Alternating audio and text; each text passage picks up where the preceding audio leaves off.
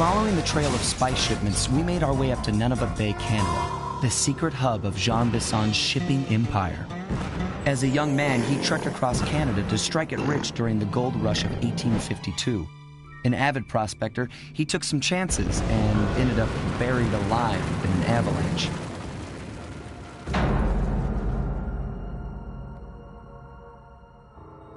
Miraculously, the quick freeze kept him alive, and 120 years later, thanks to global warming, he thawed out. A product of his time, he dreams of taming the wild north, damming every river and chopping down all the trees, with progress delivered at the sharp end of an axe.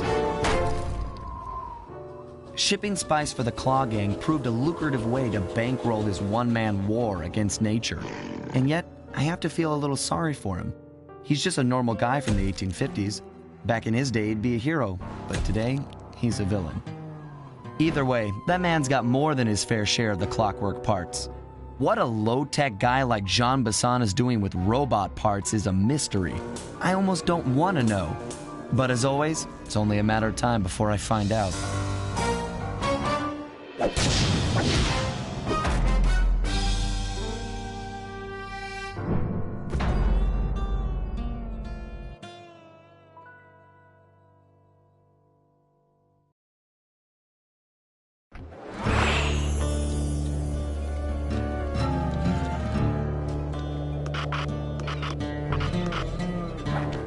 I've got a lead on the clockwork parts. Head through town and out into the wilderness.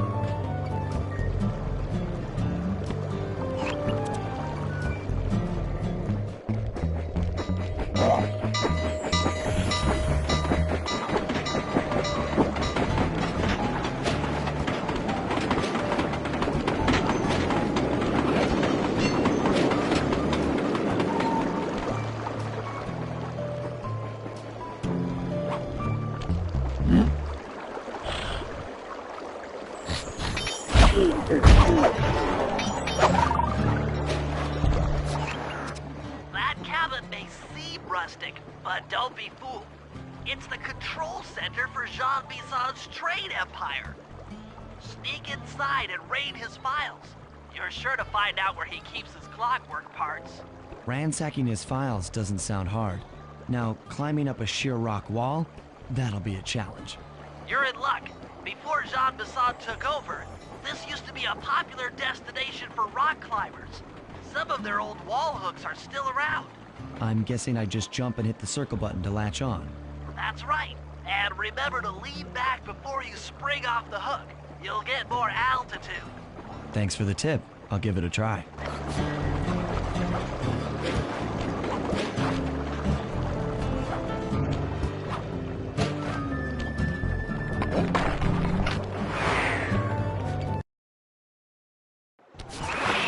Jackpot, Sly. That's Jean Bison. Looks like he didn't notice me come in. Just stay out of sight and take a picture of each of his trade routes. They should narrow our search for his share of the clockwork parts. All right, I'm on it. Hello, Arpeggio here. Salutations, Mr. Arpeggio. Y'all got time to shoot the breeze? Of course, for you, chum, always. Although must we communicate through that dreadful speakerphone? Yeah, I can think better while my legs move. Pumps blood to your brain. Yes, of course. One must keep blood in one's brain. But do tell, is there some pressing matter you'd like to discuss? First off, are you still coming on schedule to get that Northern Lights battery? Yes, we're well underway. My blimp should arrive at the end of the week. Sly, did you hear that? Bison's hidden the Iron Horse blueprints in his... Excellent! Now get out of that cabin before you're spotted.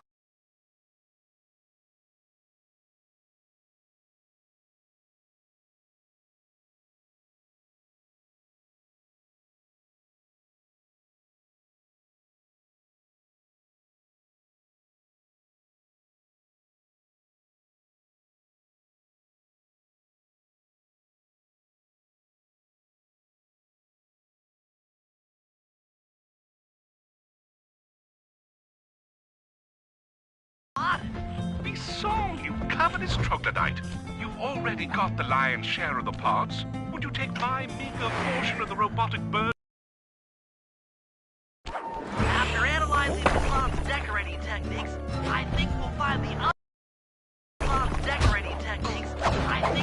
the other trophy mass above the mantle in the two remaining cabins.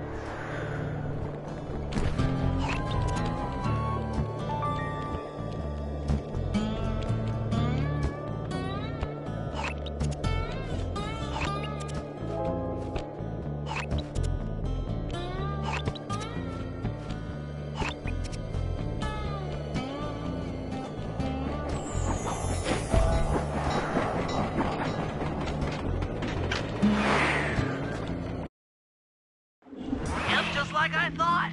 Get to the fish above the mantle and steal those blueprints. Attention all cabin guards. I've heard tell from the boys at Ponderosa Cabin there's someone been in my hidden blueprints. 2 down, 1 to go.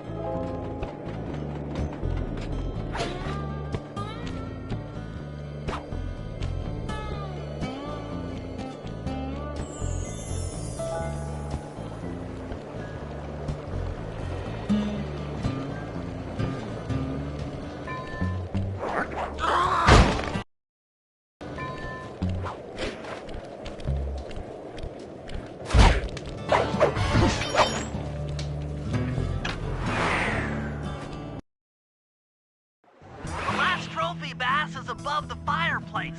Be careful.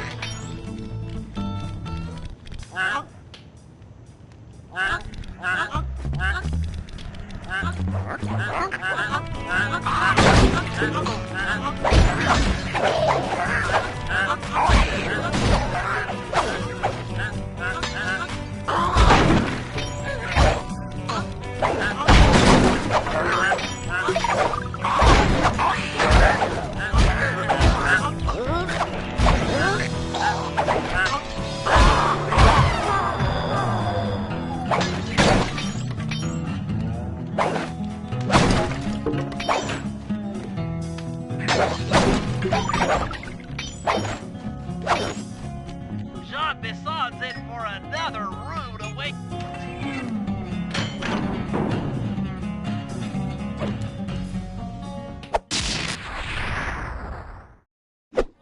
You've gotten the music box moved! Exceptional work, Sly! That's the last of the blueprints.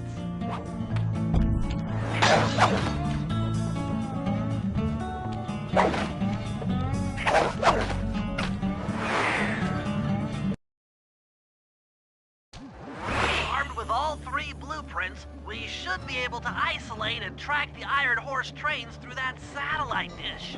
Top of the mountain, huh? Shouldn't take long.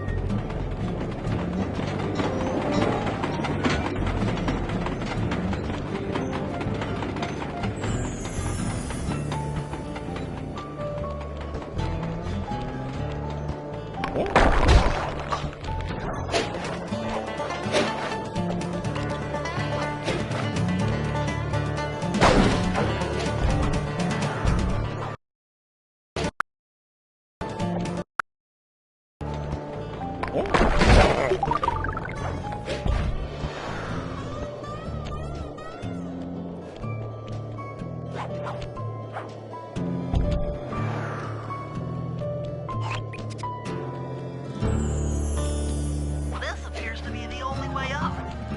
Keep an eye out for those rock climber wall hooks. They might be useful.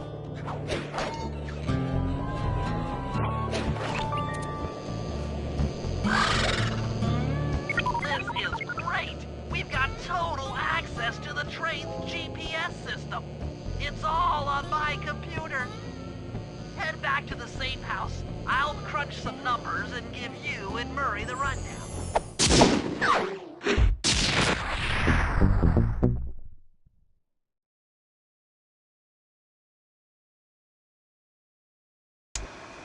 Thanks to Sly's efforts, we now know the location of all 3 of the local clockwork parts. 2 lugs and a stomach. Jean Bisson has grafted each piece to the engine in one of his iron horse trains. This improvement allows the trains to run all night and all day. We won't have the luxury of sneaking in while they're stopped. While they're in motion, the only way aboard is through a hatch on the caboose roof, which unfortunately has been locked down. These need to go. First, collect the spice gas from the balloons above town, and then land on the back of the caboose to blow off the locks. Once the way is cleared, I'll suit up and jump into Iron Horse number 1 while it passes near town. With some luck, we'll have the first clockwork lug in a few hours.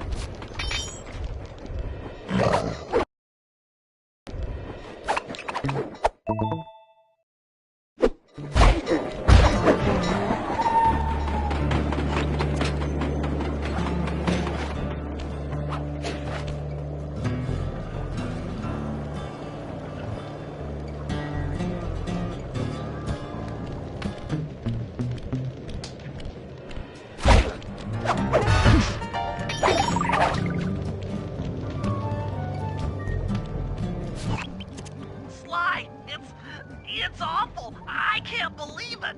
Slow down, Bentley. What happened? Murray, he went out looking for a snack and got captured by Inspector Fox.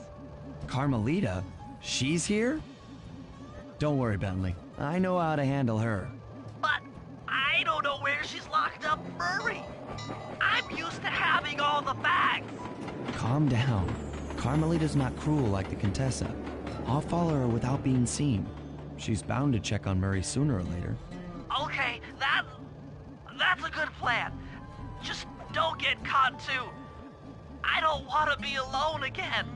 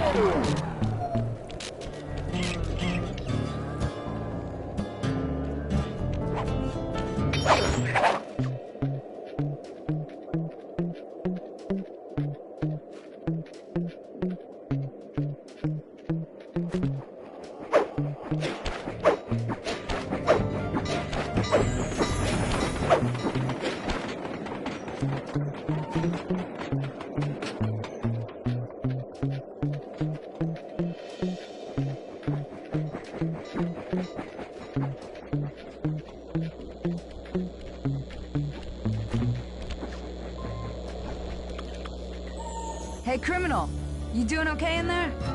I know it's tight, but you won't get shocked if you hold still. I'm okay. And thanks for that bag of jelly beans. I was starving. Won't be long now. Once I bust the other members of your gang, we'll get out of here. I'm grateful for the jelly beans and all, but aren't you on the outs with Interpol right now? I'm an honest cop. Busting the Cooper gang will prove my innocence and show everyone that Constable Neela set me up. You mean Captain Neela? I hear she got promoted. Whatever. Just sit tight. I'm going to look for your pals.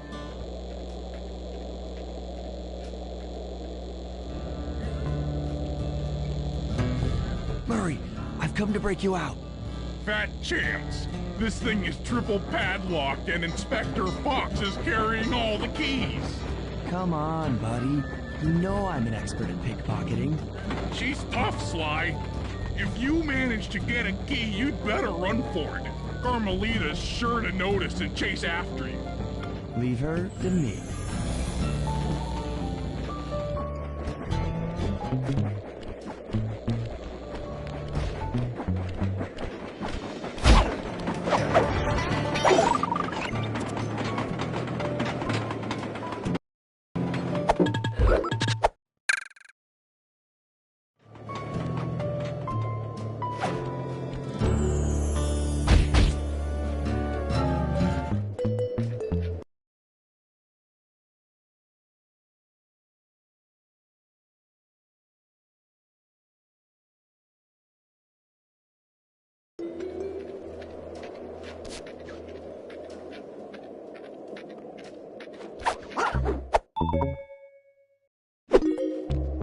You can't sneak up on me.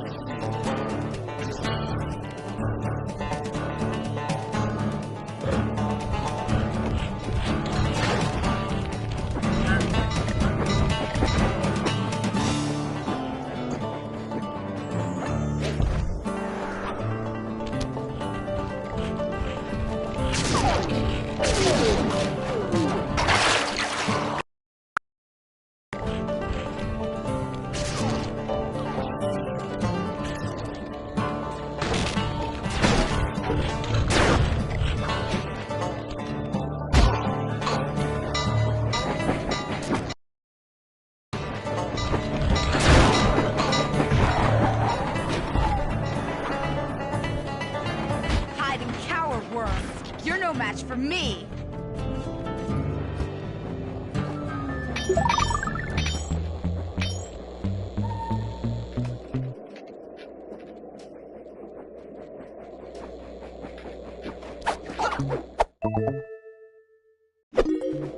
I felt that thief.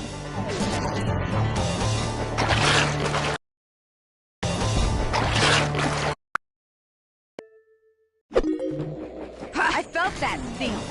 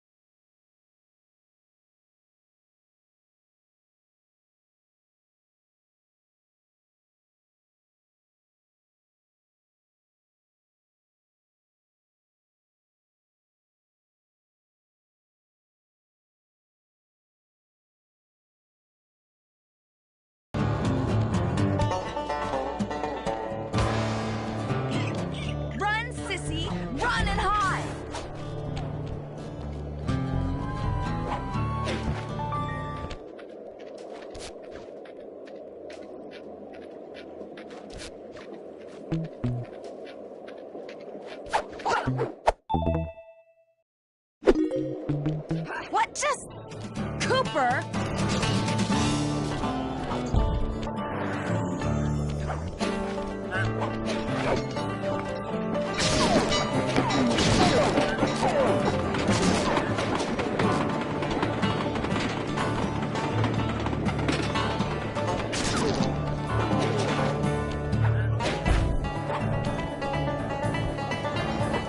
Sooner or later, I'll get you!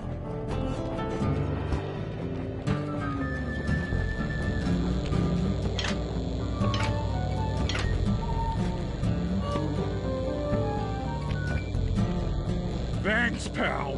I was getting a Charlie horse standing in that box. My pleasure. You know how I love to mess around with Carmelita. Yeah, that's weird. See you back at the safe house.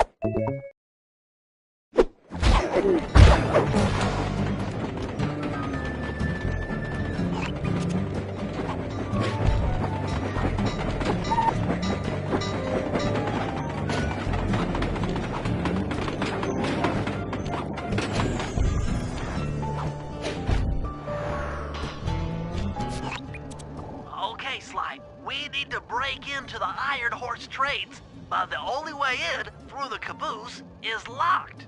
To blow the locks off, you'll need to collect the ultra-unstable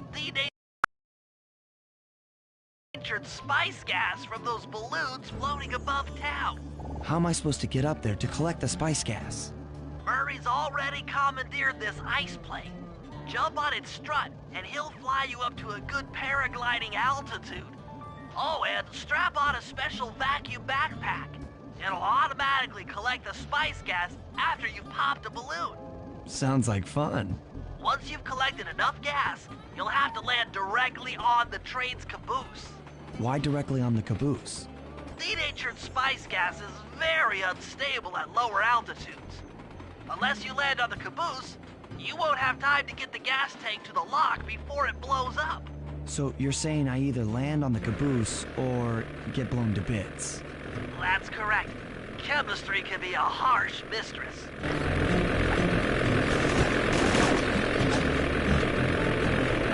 Hang on tight. We're going up.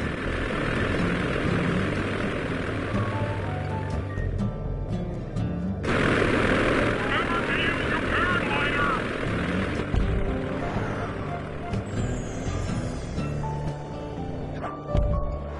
The spice gas is lighter than air. Popping balloons should keep you aloft.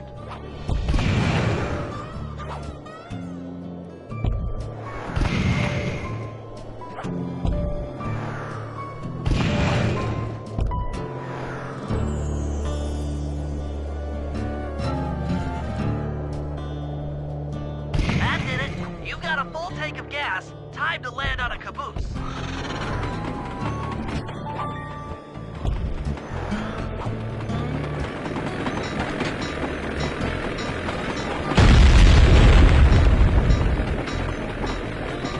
Get back to the ice plane. 2 more cabooses to blow open. Here we go again.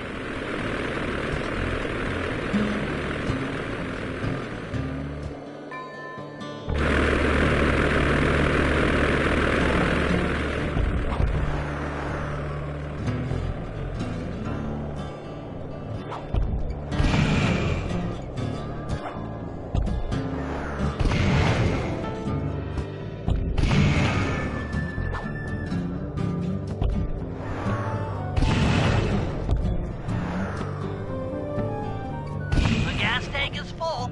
Find a caboose and try for a landing.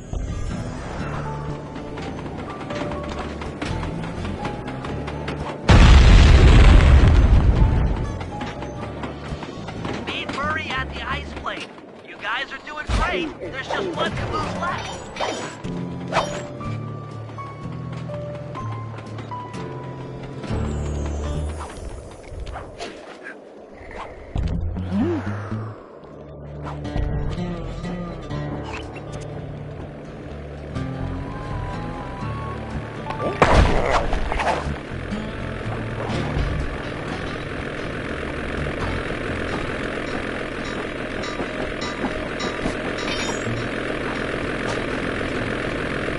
One more caboose. Try not to get blown up.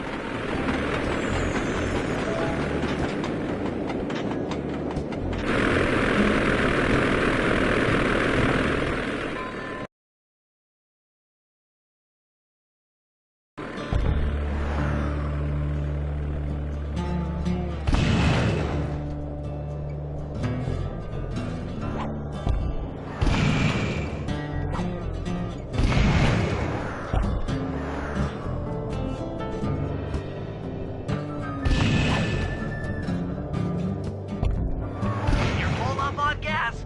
Target the last caboose.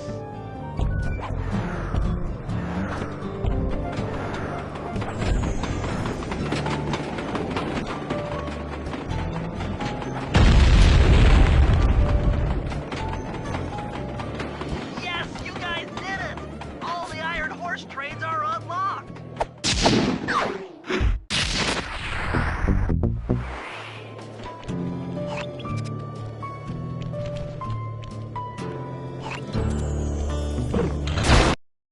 Unlocked.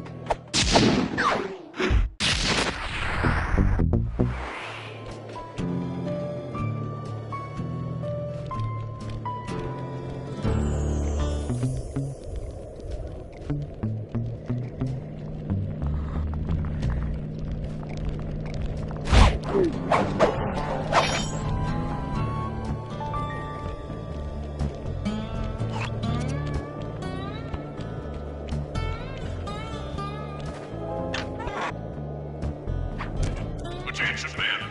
This here's John Basson. That was a quality job you boys did unloading the spice off them boats. Soon enough, I'll have one of them special Iron Horse Horse trains come by and pick it all up for distribution. Stay sharp, and once this here spice business is taken care of, we'll have ourselves a hunting party.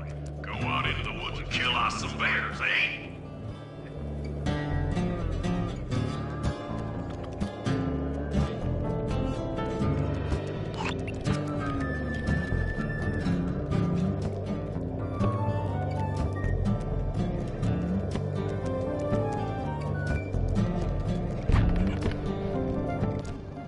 According to this timetable, Iron Horse number 1 should be passing by any time now. I see it. It's moving awfully fast. Just jump on the caboose and go in through the hatch. Piece of cake.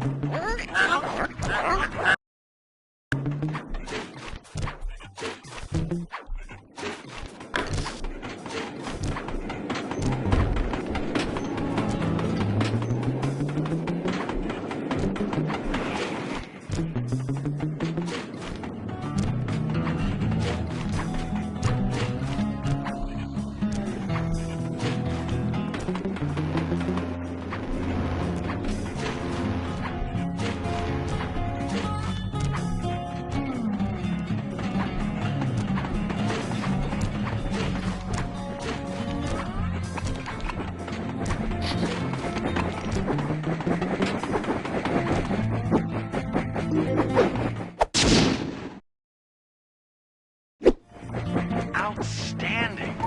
Chalk up one strange robot organ for us, and one less Iron Horse train for John Bassan.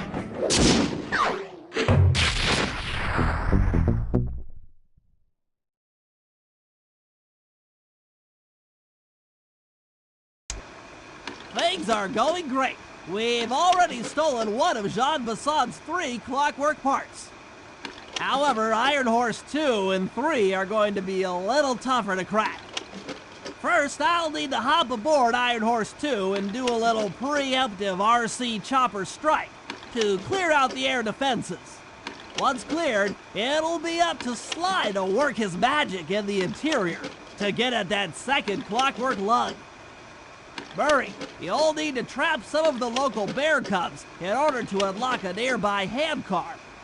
We're gonna need it to catch up with Iron Horse number 3. But don't worry, the cubs won't be hurt. Although I can't say the same for the guards.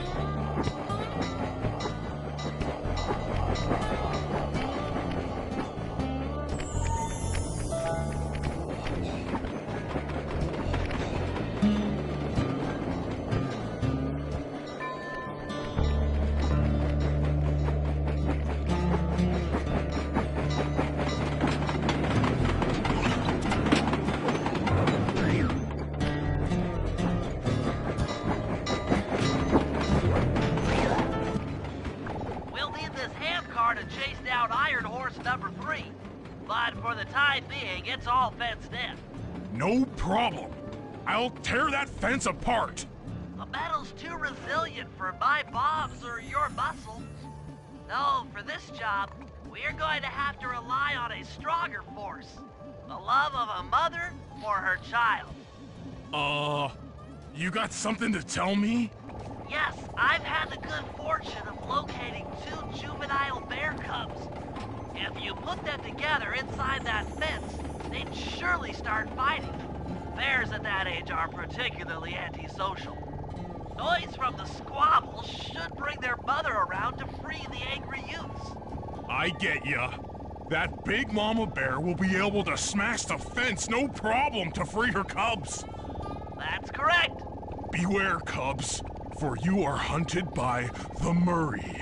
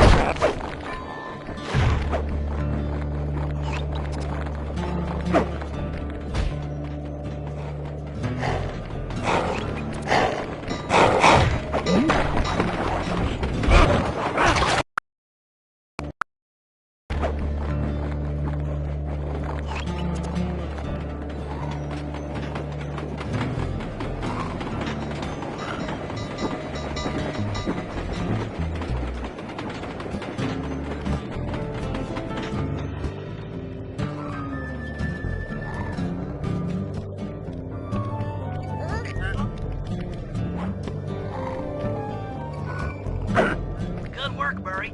I'll send you the coordinates to the next bear cub.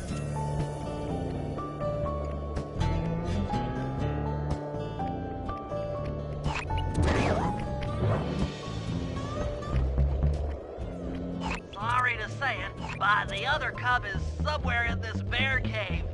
Be careful, Murray.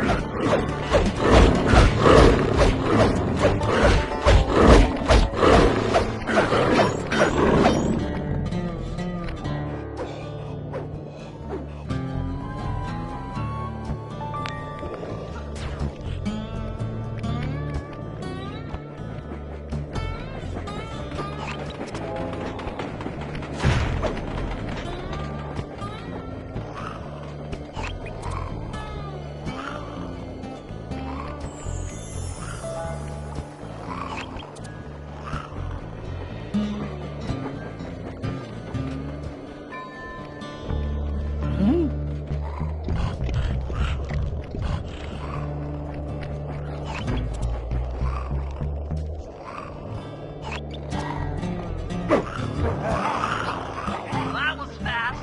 The mother is already on her way. That was beautiful. Just like a nature documentary, only more violent.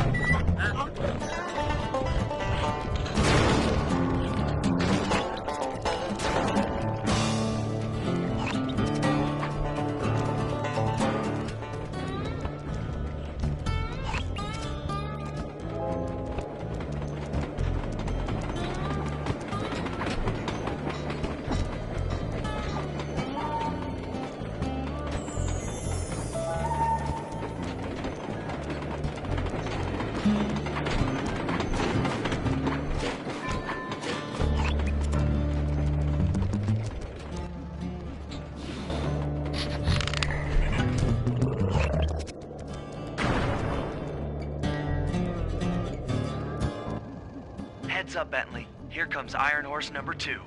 You and that RC chopper of yours ready? We'll get the job done, provided I can catch up with that train.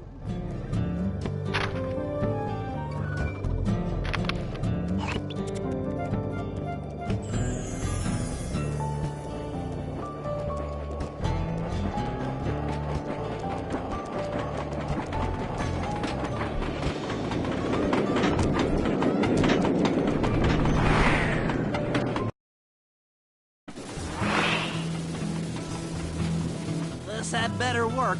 Sly won't stand a chance making it through this train unless I neutralize the aerial defenses. Good thing I outfitted the RC chopper with a new cannon.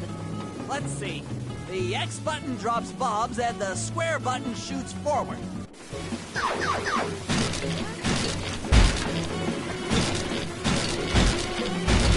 I should bomb those missile launchers before things get ugly.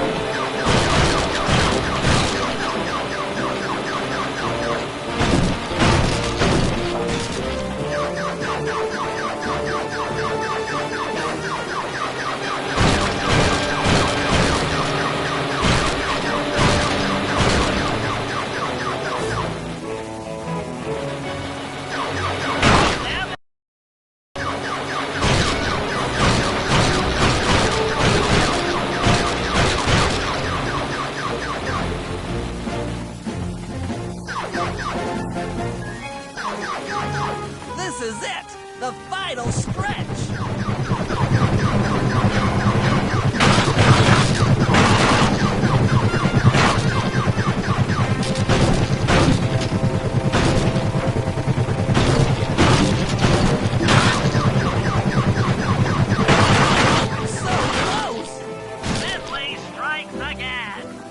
Yes, the aerial defenses are down!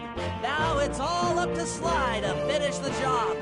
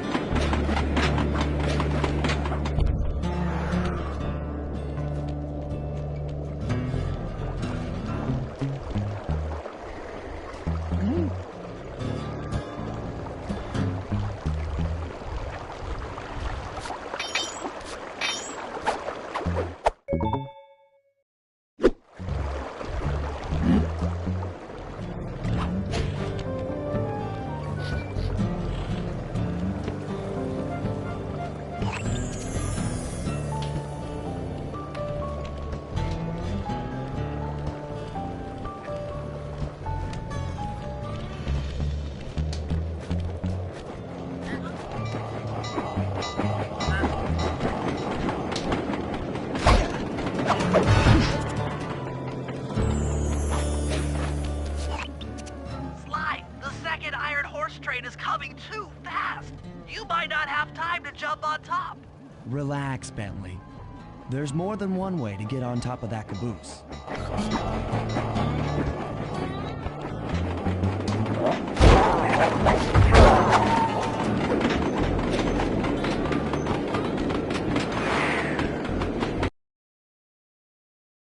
The other clockwork lug should be hooked into the engine's furnace. Sneak your way up there and grab it.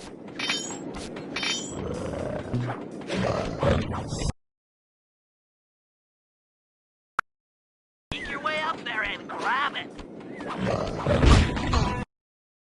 Sneak your way up there and grab it.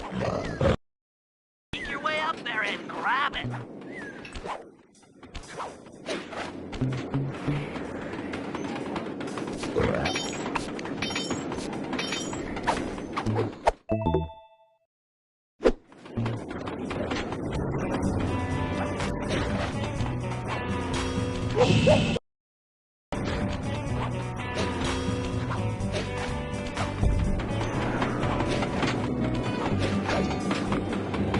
You should have seen how many missile launchers there were attached to these train cars.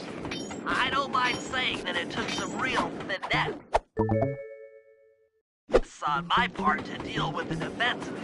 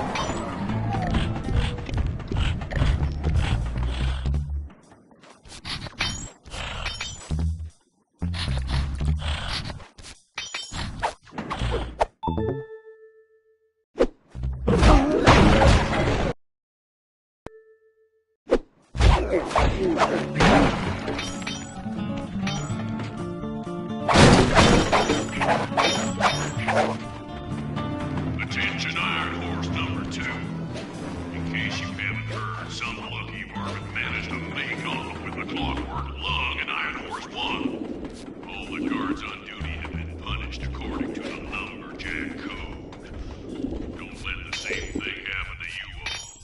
You boys have done some real good work lately, and I'd hate to have to put you out on disability. That's it. Keep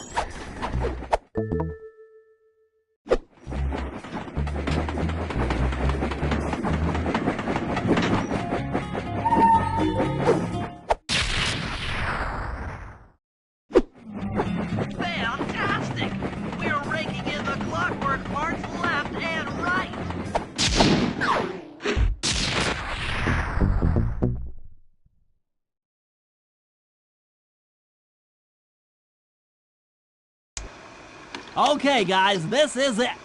Time to break into Iron Horse number 3 and carry away the Clockwork Stomach. Now, the train's moving too fast to jump onto here in town, so we'll have to catch up with it on Murray's new handcar. Once we're in position, Sly'll hop aboard and make his way up to the engine. While he travels through the interior, I'll provide air support with my RC chopper. I've planned this as a textbook train robbery. If we all do our jobs right, what could possibly go wrong?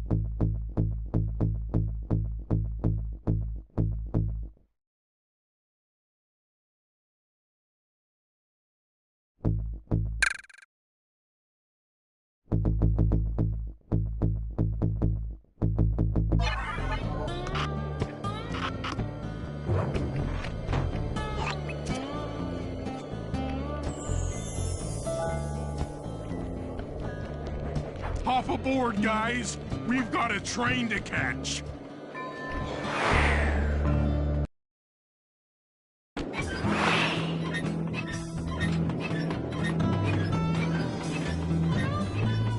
Got it. Strong work, Murray. Yeah, sure. The Murray's strength knows no limit. You're on, Sly. Break into that train and steal the Clockwork Stomach. That Jean Hassan's one strange guy. The Claw Gang divides up the clockwork parts and he walks away with the stomach and lungs? It still creeps me out.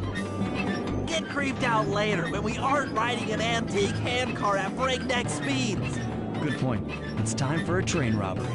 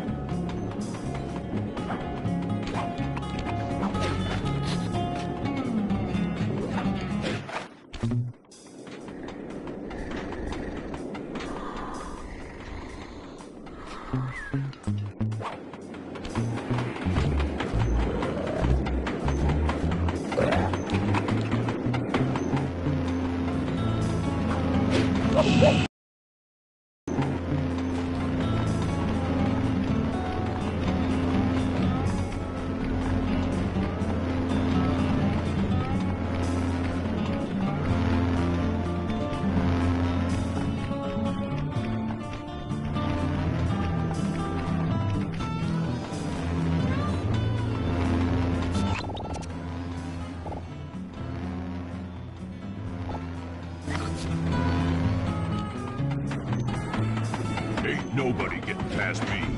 That there clockwork stomach is as safe as a snowman in winter. I'd like to meet the varmint that's been looting my Iron Horse trains. By Jiminy, I get hot neath the collar just thinking about how I cut that boy down. I'll kill him like a spotted owl. Hey, Cooper. Thought I might find you here. Just can't stay away from these clockwork parts, can you? Oh, I just do it to meet exciting ladies like yourself. If you'd like some excitement, why not climb up on top of the train? I'm sure to get your heart pumping. Maybe even show you my new ride. No thanks, Neela. I've seen enough already. What's the problem, Poodle? Afraid you can't take me on? Have to call up your little friends for help? Come in, little friends. Neela's got me pinned down. Any chance of air support? I've already launched the RC chopper. She won't know what hit her. Come on, Cooper. Let's play. What in blazes? All right, little RC friend. This should be a quick bit of destruction.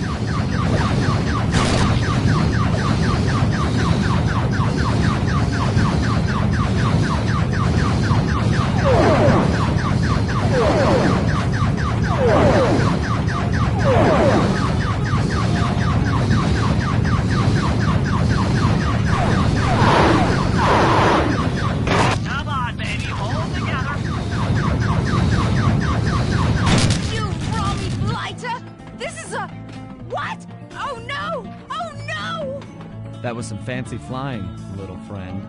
Whatever you say, Poodle.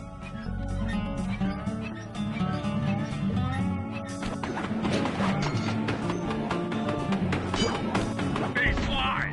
Get to that clockwork stomach fast! This old handcart is starting to fall apart!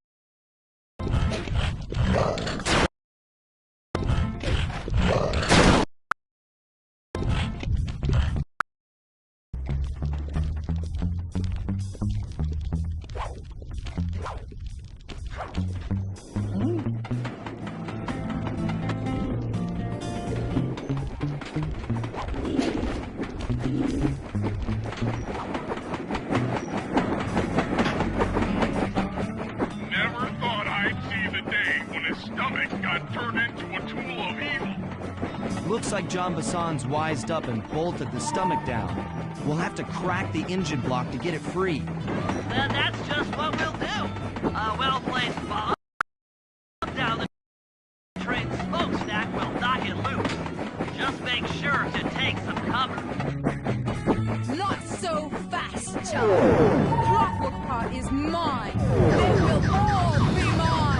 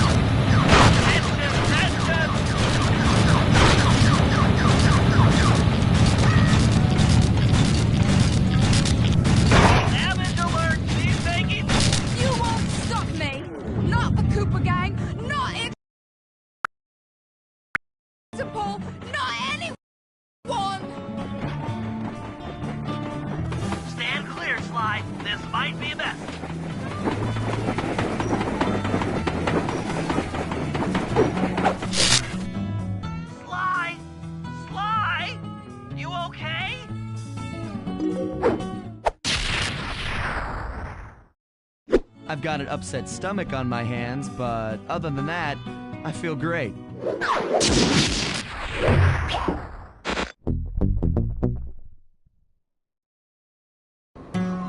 The gang and I had pulled off the impossible.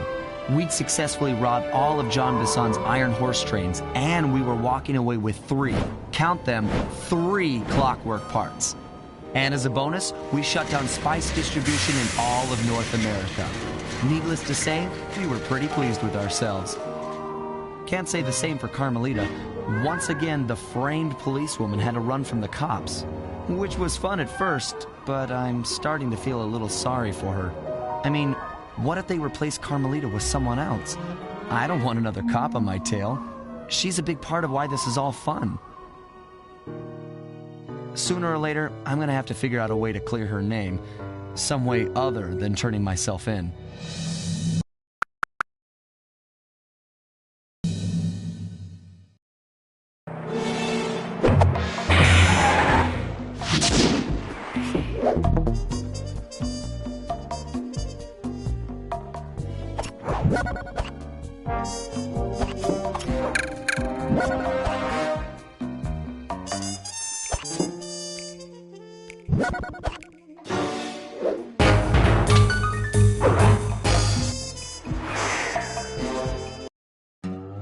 Things just weren't right up in Canada.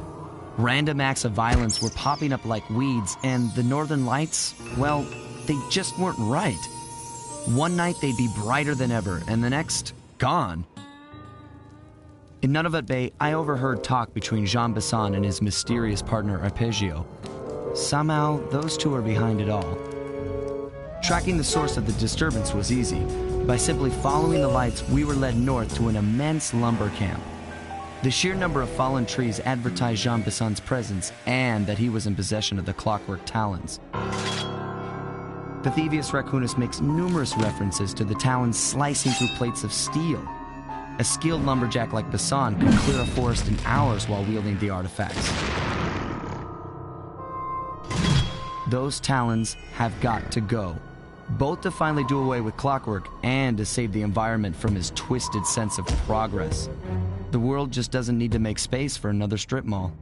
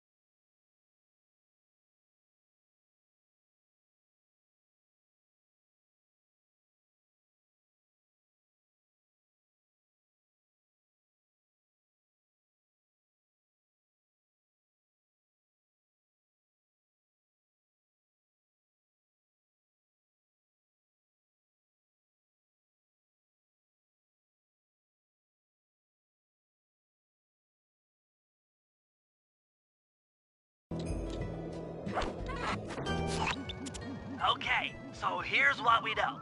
1, Arpeggio's blimp is on its way to pick up a battery from Jean Bisson. And 2, the only way we'll get a crack at Arpeggio's clockwork brain is by finding a way to sneak aboard his blimp. But before we do that, we'll need to snag the clockwork talons off Jean Bisson. Time is short and we've got a lot to accomplish. True, but first things first. This lumber camp isn't on any of my maps. I need you to poke around and take some recon photos. They'll help to get my sensors oriented. No problem. Recon photos I got covered.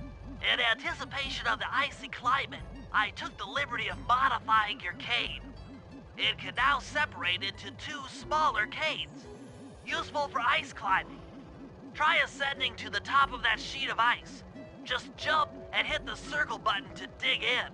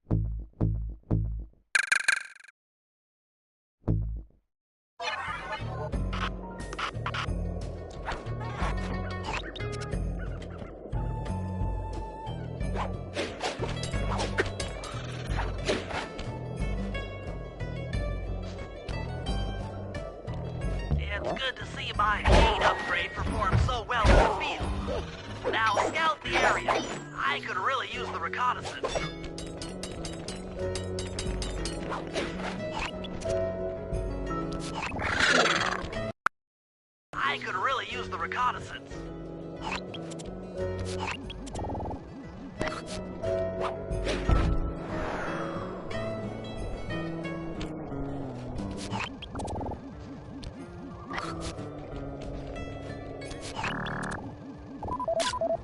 This place is bear country, all right. Interesting. He's putting out a slight radio signature.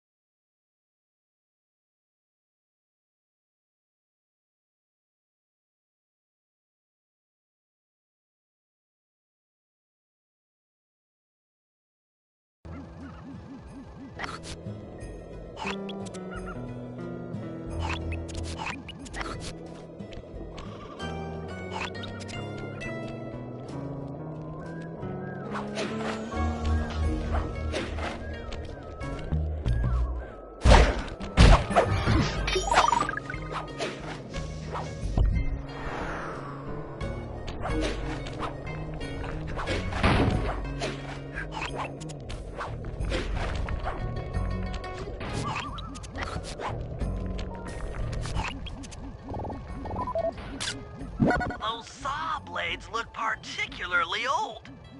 I guess this logging camp has been around for a while.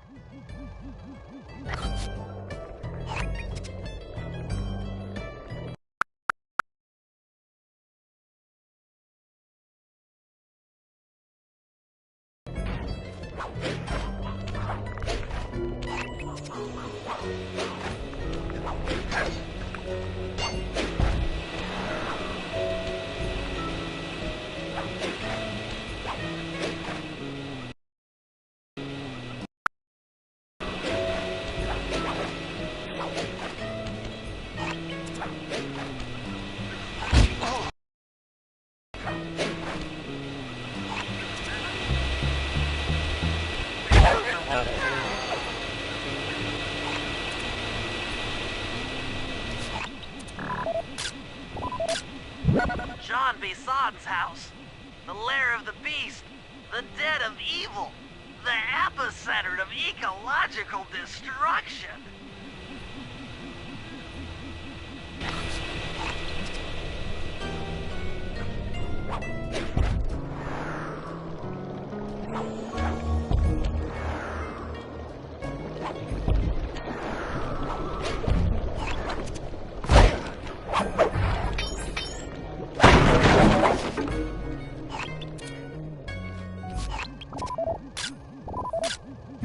Fascinating. My sensors detect a Wi-Fi link to that boat. It must be piloted by computer. Okay, that should do it. Now for the real point of interest. Head for that lighthouse and try to find a way to sneak in.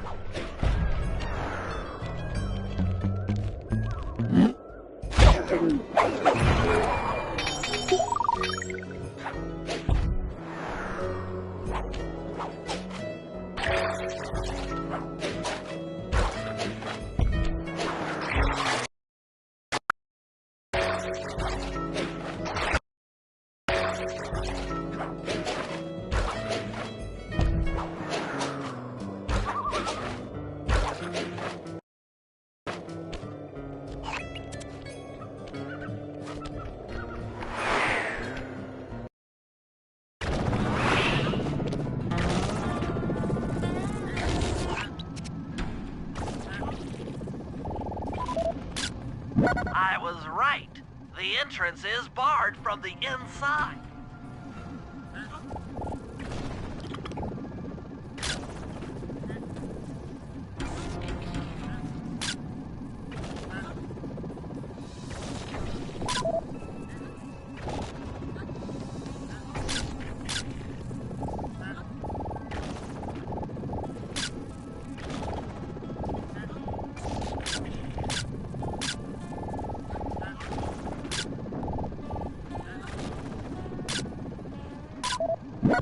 Just looking at that spinner makes me dizzy.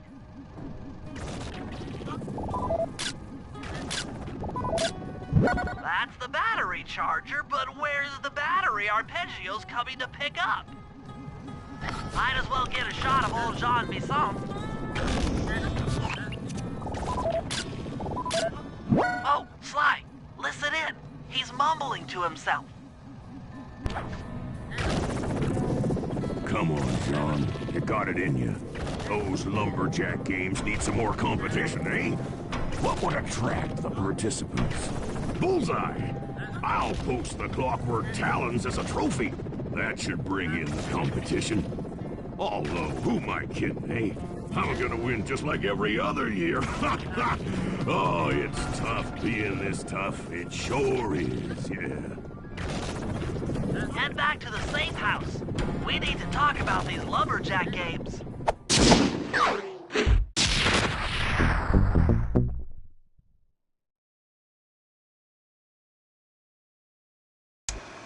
Well, guys, Jean Bisson has unknowingly thrown down the gauntlet. With the Clockwork Talons as a trophy, we'd be fools not to participate in his lumberjack games. Fortunately, due to frequent avalanches, a log chopping guide was frozen in a wall of ice not far from our position. Sly, you're in charge of acquiring the book. I'm sure it will prove invaluable. Now, we're all aware that Arpeggio's blimp is coming to pick up another battery. To sneak aboard without incident, I'd recommend we pull a Trojan horse and stow away inside the battery. However, the location of the device is still a mystery. We need some inside information. So, working together, you two will infiltrate the Moose Guard's secret RC Combat Club. Those guys all work in the lighthouse. If you win the battle, I'm sure they'll talk. Despite his antique mind, Jean Bisson's no fool. To keep tabs on him, we'll need to bug his house, steal the radio tags off local bears, and then jerry-rig them into a sensor array. It's a challenging set of tasks, and that blimp's on its way. Let's get to work.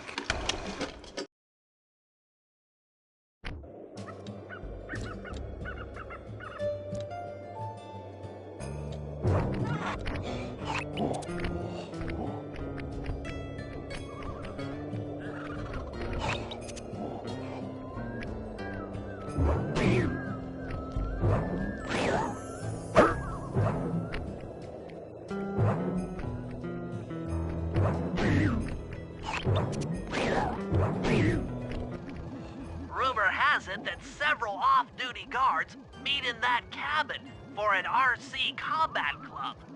This is going to be great. I haven't been in any RC combat since that job we pulled in Istanbul. It was awesome.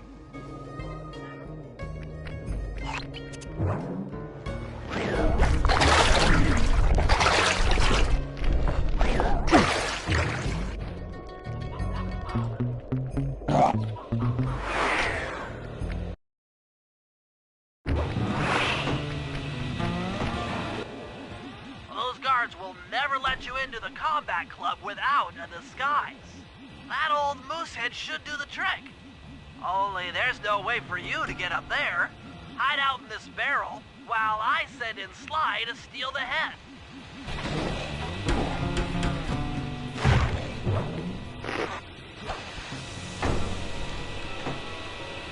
Sly, if you can get the stuffed moosehead without being detected, Murray should be able to join the RC Combat Club without raising any suspicion.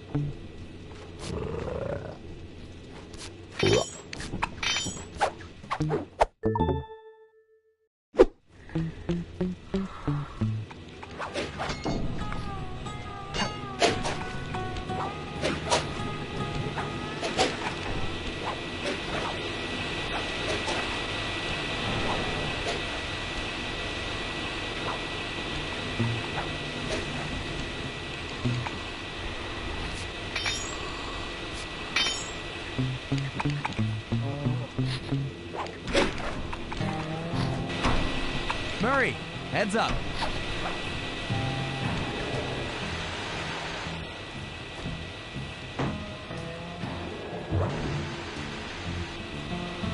Hey, fellas, any of you guys think you can beat the moose? Maybe put a bet on it. Oh, I'm in, eh?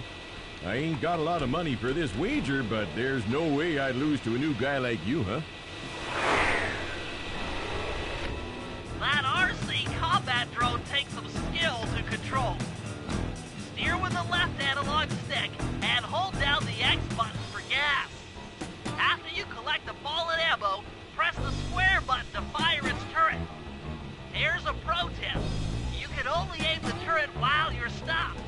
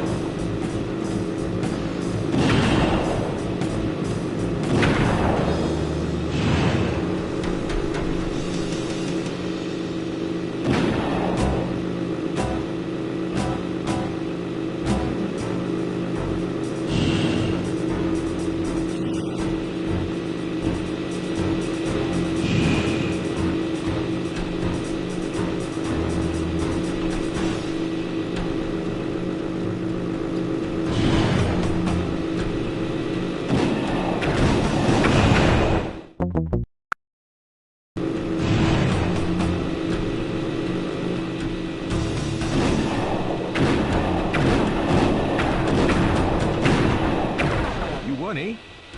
But I ain't got no money. That might be okay. It all depends. Depends on what? On whether or not you know the location of the Northern Light Battery. Oh, well, I guess I owe ya.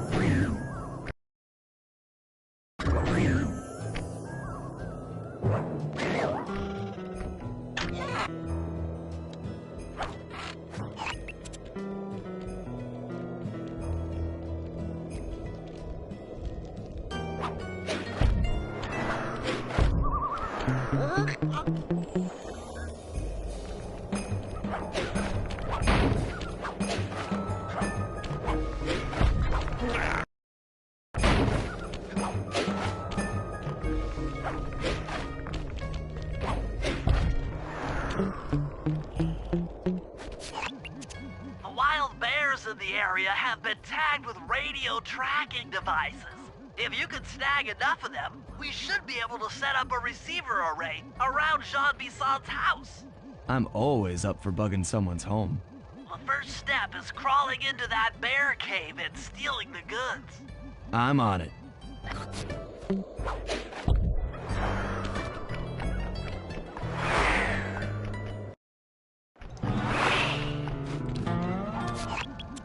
The radio transmitters have all been tagged in their mouths. You'll have to sneak up and pickpocket it while they're yawning. Sounds safe. Stay clear of the thin, crackly ice. Walking on it is sure to wake the bears. I'll keep that in mind.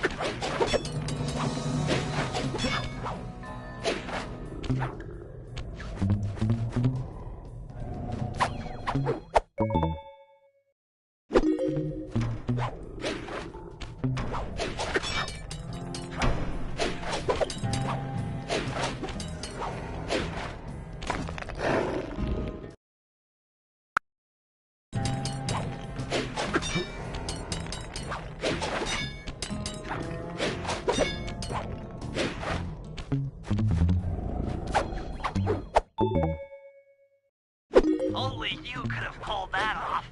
Head outside and I'll fill you in on the next step.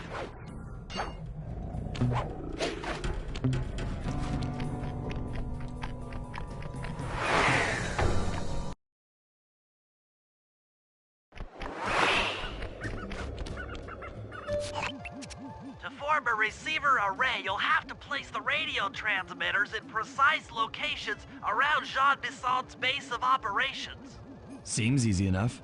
Once you're in position, hit the circle button to place the transmitter.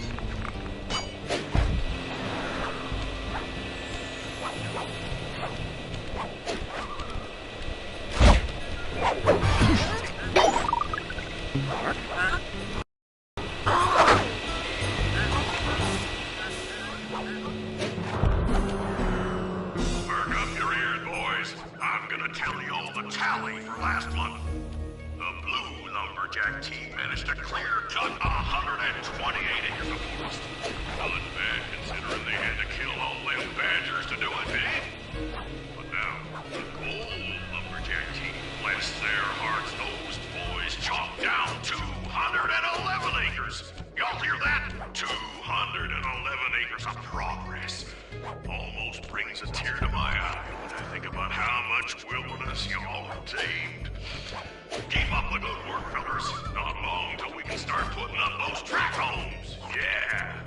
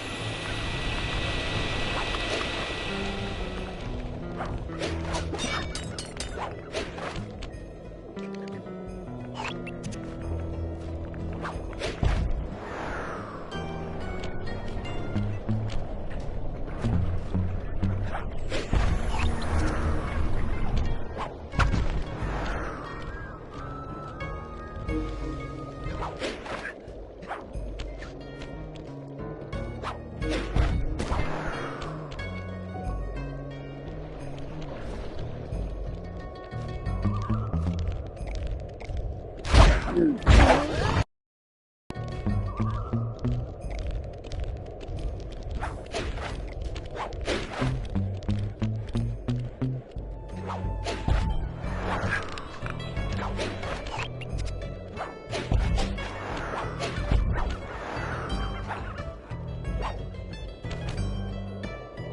work. The array's up and running.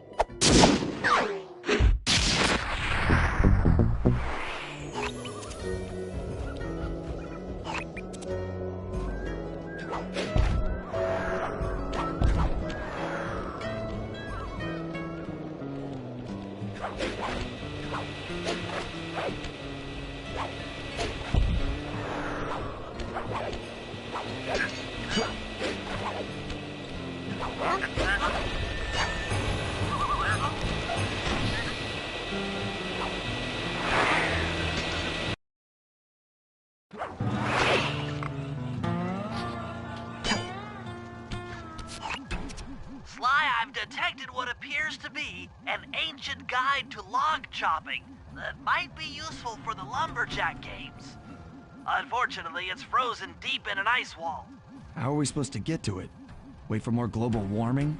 That industrial laser is used to cut through petrified logs.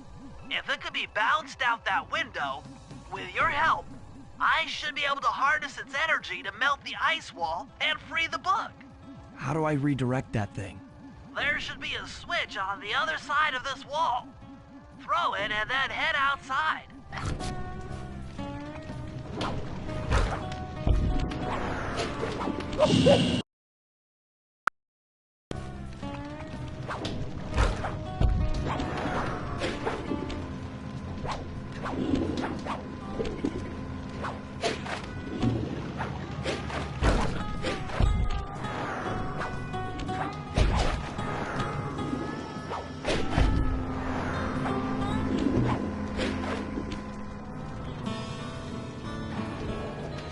If I did my math right, and I always do my math right, then the combination has got to be 583.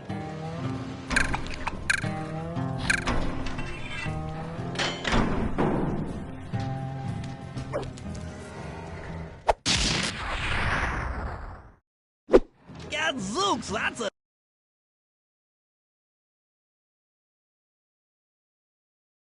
nice one.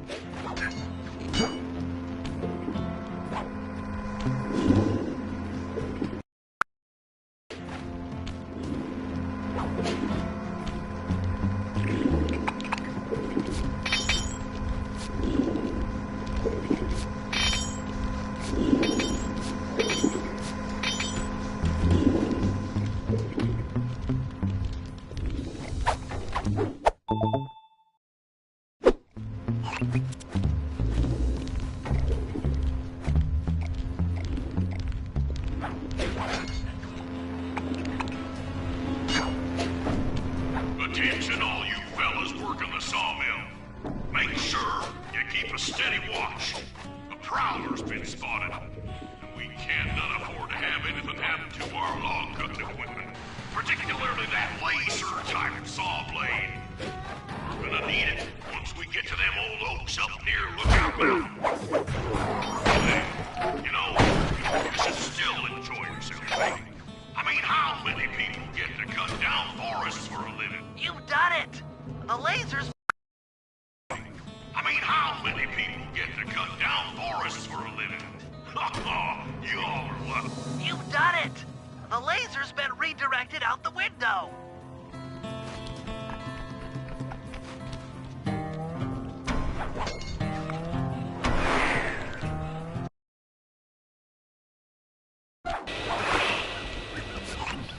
Now to get that laser pointed at the ice wall, you'll need to alter its direction with the crystals I put in your pouch. I see.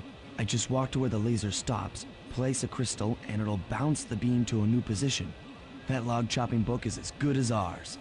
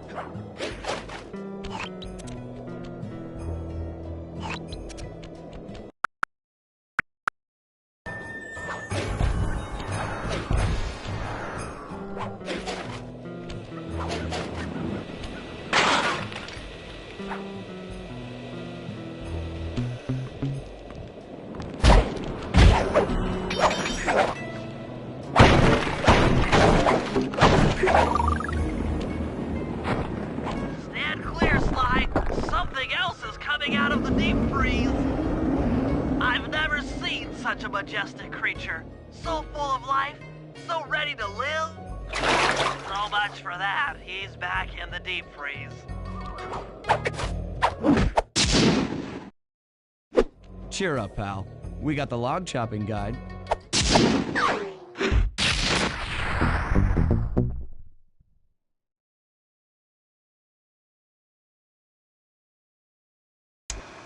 After reading through the log chopping guide, it's become painfully clear that to win in the lumberjack games, we'll have to cheat. Now, I've constructed a plan that hinges around us acquiring an eagle's egg, which is more difficult than you'd think. First, Murray needs to lure a bear into taking out the local oil mains. Once destroyed, the pressurized oil should ignite and create updrafts, which Sly will then use to paraglide over to the eagle's nest, grab an egg, and then head back to the safe house. Thanks to Murray's undercover work in the RC Combat Club, we've learned that the Northern Light Battery is hidden in a silo nearby. The battery needs some serious modification if we're going to hide inside it to sneak onto Arpeggio's blimp.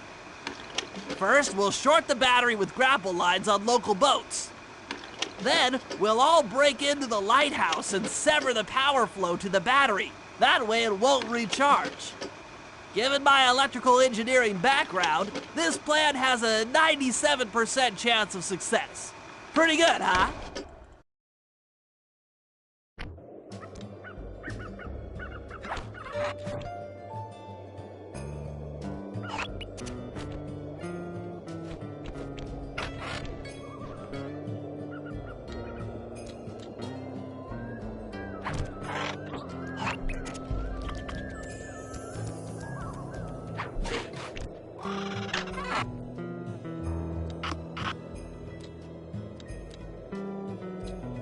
Those.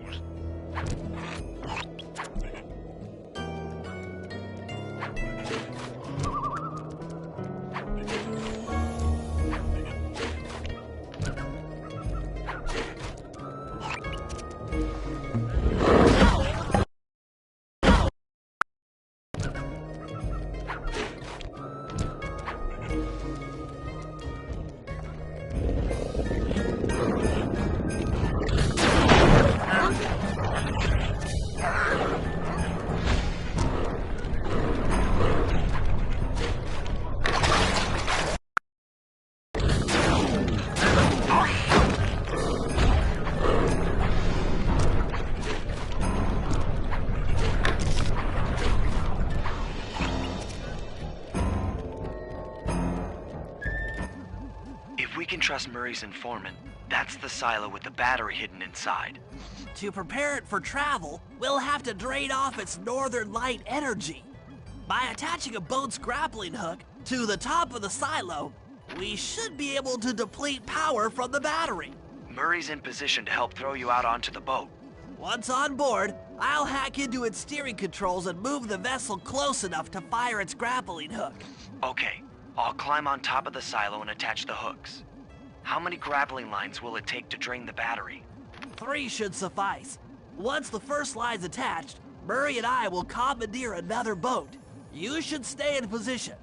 Finally, I get the easy gig.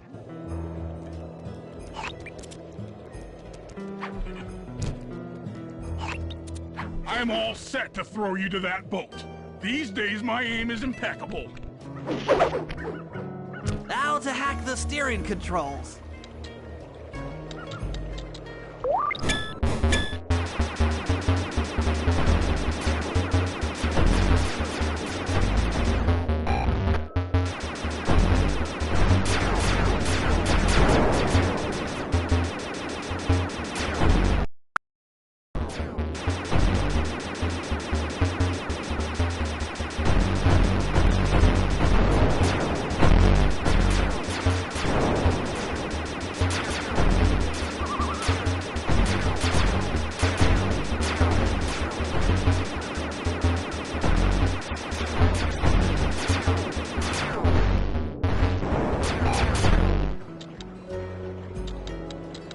Nice work hacking the autopilot. The boat's heading into position. I'm already on top of the silo. I'm already on top of the silo. Shoot the grappling hook up to me, and I'll make hook up to me, and I'll hook up to me, and I'll make sure it gets attached to the battery.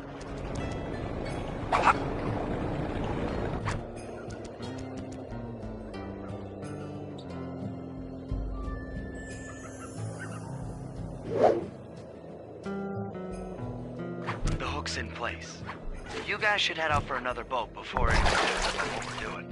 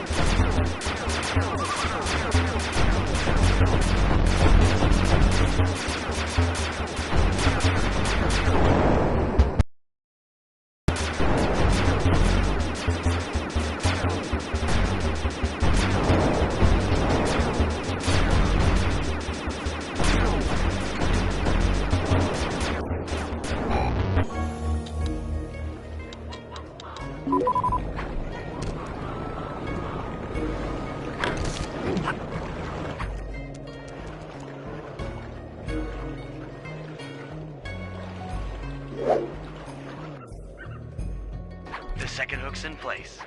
One more grapple line to go, and this one will be on empty.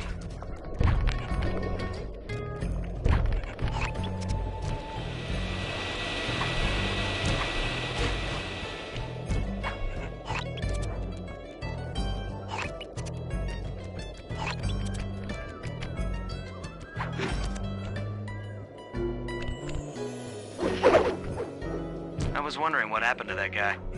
Guess he just prefers to be frozen.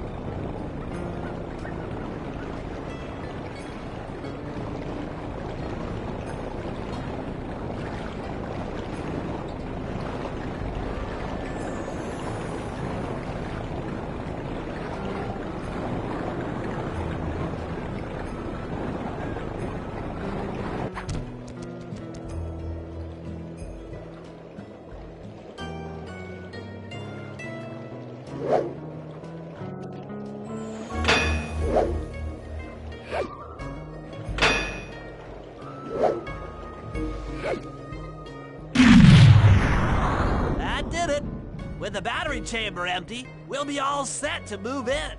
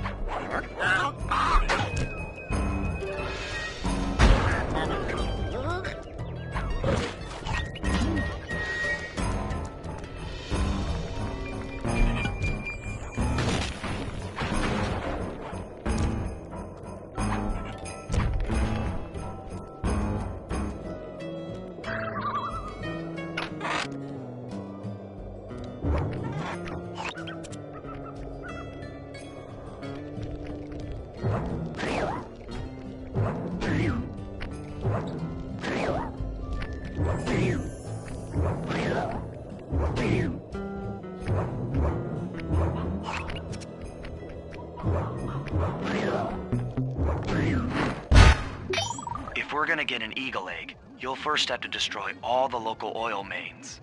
It looks pretty sturdy. The Murray is strong, but his fists can't punch through metal. No problem. See that old bear down there? His name is Grizzleface. The guards ignore him because he's blind and practically nerve dead, except for his sense of smell. If that old guy smells fish, there's no stopping him. Use Grizzleface to take out the oil mains. But I don't smell like fish, do I? How can I lure him around? Bentley's taken up a post along the river. He'll keep tossing bombs into the water and the fish should get blown sky high. Plenty should land near your position. So you want me to throw a fish at the oil mains so that old Grizzleface will knock him apart? That's the idea. You might even try throwing fish at the guards. Might improve their odor.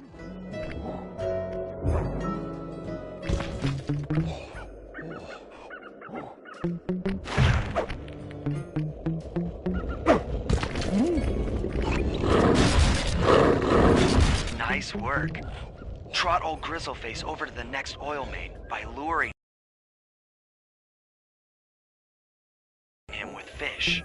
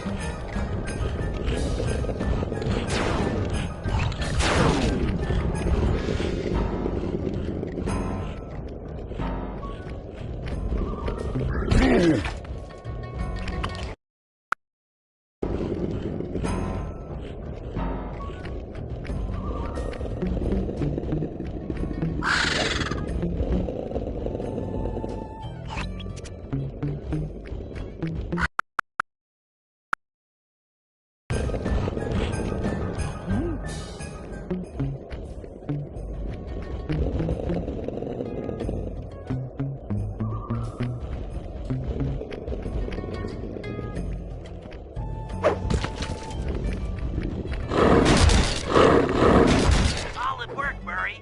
Now that the oil lines are exposed, Sly's all set up for a paragliding job off the lighthouse.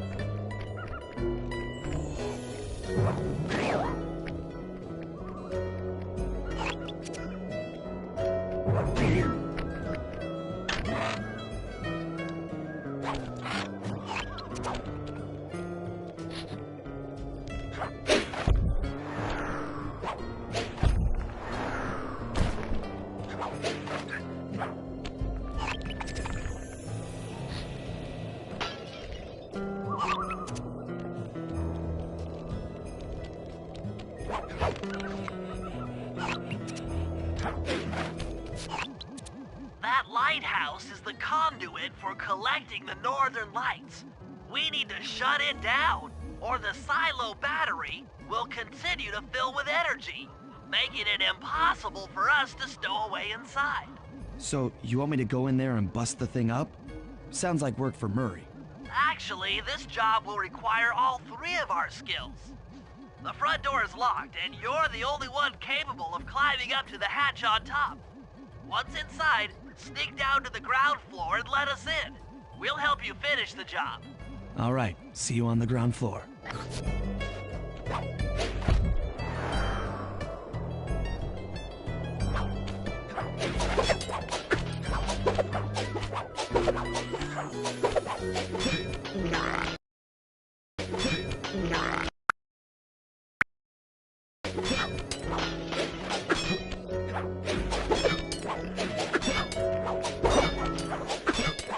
Nice climbing, Sly. Nice climbing, Sly. You've made it up to the hatch.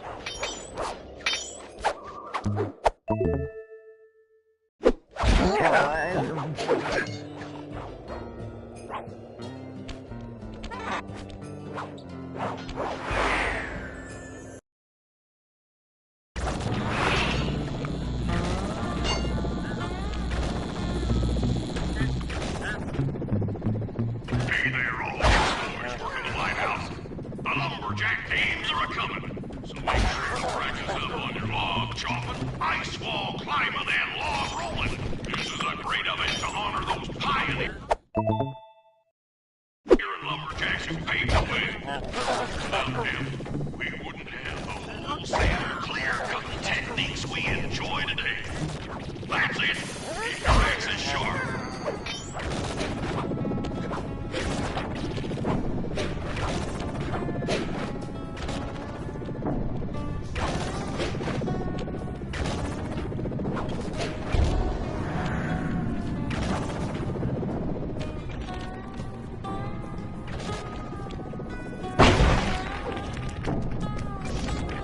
Thanks, pal. Just let me at that Northern Light attractor. It'll be slag in minutes. Not quite that simple, Murray. I'll reverse the energy flow from the control computer while you lift the main circuit breaker. That should give Sly a short window of opportunity to climb up the power lines and overload the system from the top. Up, down, up, down. They should put an elevator in this place.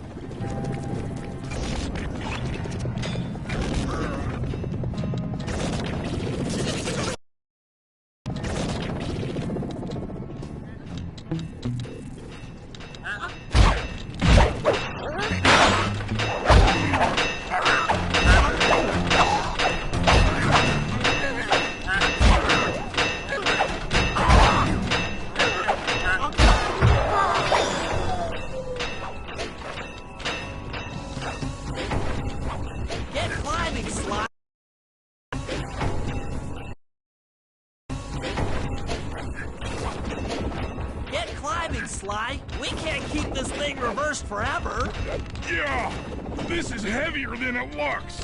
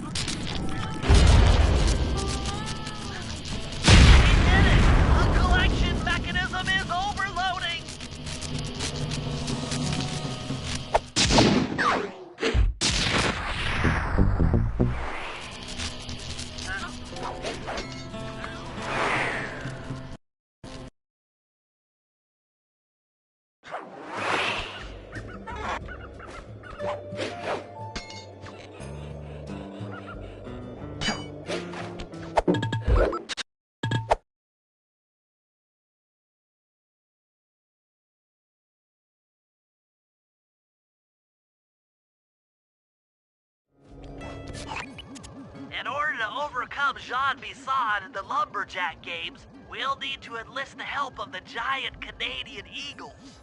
Their nest is out on that iceberg. Steal one of the eggs, and then bring it safely back to the safe house. We'll use it to direct the eagle's protective instincts against Bison. Sure, sounds easy enough. Except for the part where I have to swim a half a mile through freezing water. Why swim when you can paraglide? With the oil mains all destroyed, the pent-up combustible materials have just caught fire. I see. The updraft created by the flames should give me some extra altitude. Just make sure to stay out of the fire. Get too close and old Grizzleface will be eating barbecued raccoon for dinner. That's a charming image, Bentley.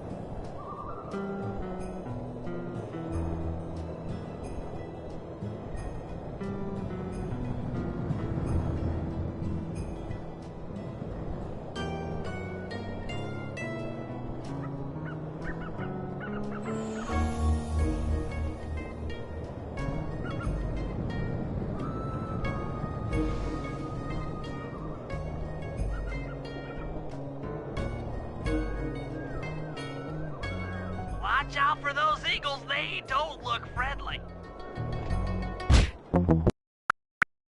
For those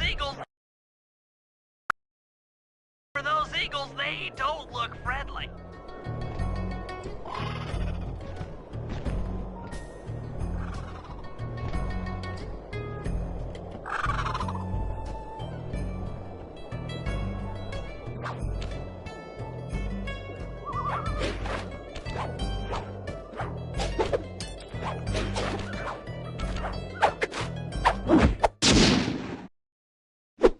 Excellent job!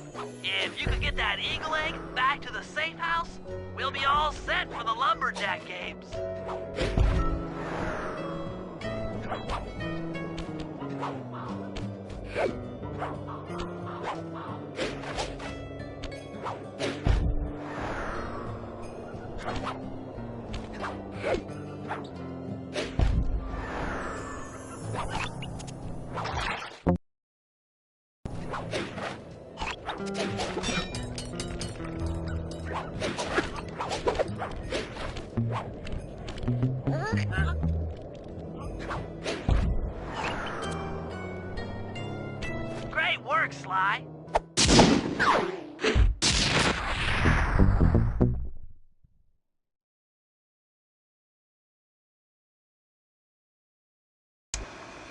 The Lumberjack Games are upon us.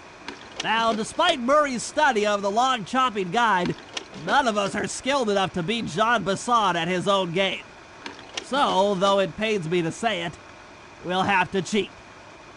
Murray, you'll participate in the power log chopping competition. Get us a good score, and then let Bassan up for his turn. While he's chopping, I'll sneak the eagle egg into his trousers, and the protective parents should disturb his axe swings. Sly, given your ascension skills, I've signed you up for the ice wall climb. We'll keep Bassan from beating your score by pulling him off the wall with some nearby grappling lines. And finally, I'll represent our team in the log rolling competition. With my knowledge of rotational mechanics, we're sure to get a stupendous score.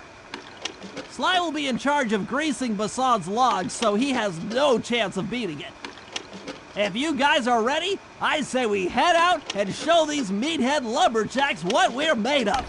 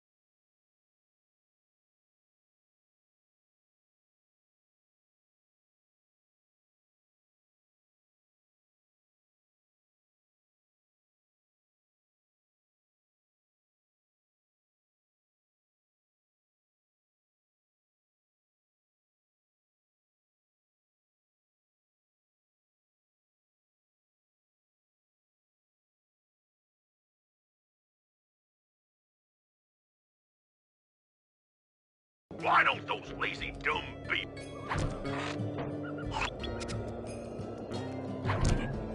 Okay, guys, let's head down there and win those talons from Jean Bissot. Sly, try to keep a low profile when we get close. We don't want him to recognize you. Get close. We don't want him to recognize you.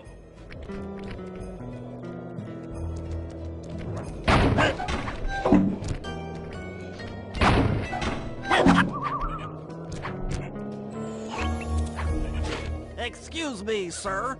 We humble lumberjacks would like to participate in your lumberjack games. Think you got what it takes to win the Clockwork Talons, eh? Well, I'm sure enough gonna let you play, so long as you pay the entry fee. Much obliged, partner. We'll, just take our positions for the competition. Enjoy the moment while you think you still got a chance. It's as close to winning as you'll ever get. This year's first event will be a power chopping contest. Not like anyone's ever gonna beat my record, but let them try.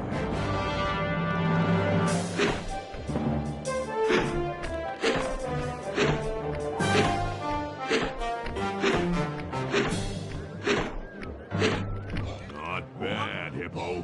But watch and learn as I destroy that log without even breaking a sweat.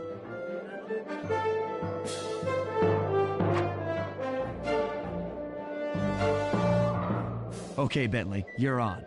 Plant the eagle egg on Bassan, and the angry eagle parent should swoop in and throw off his axe timing.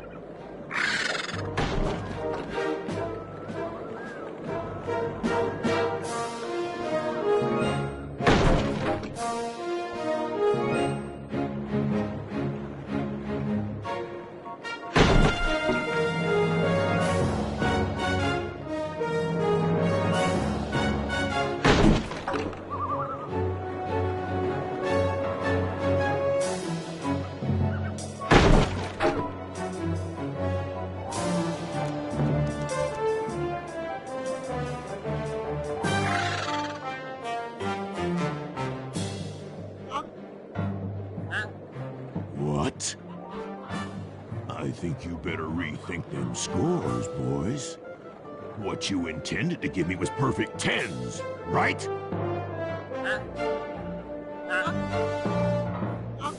So your pink friend knows how to handle an axe.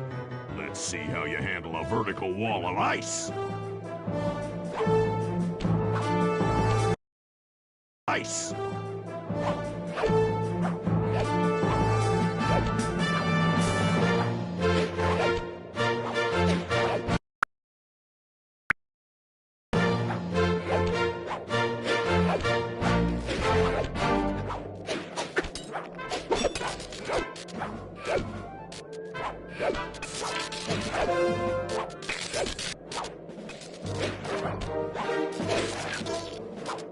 Pretty good for a scrawny raccoon. Now, watch and learn as I demonstrate the art of power climbing. Hurry! Use those grapples to hook onto Bisson. You will need to hook him with all 3 lines to pull him off the wall.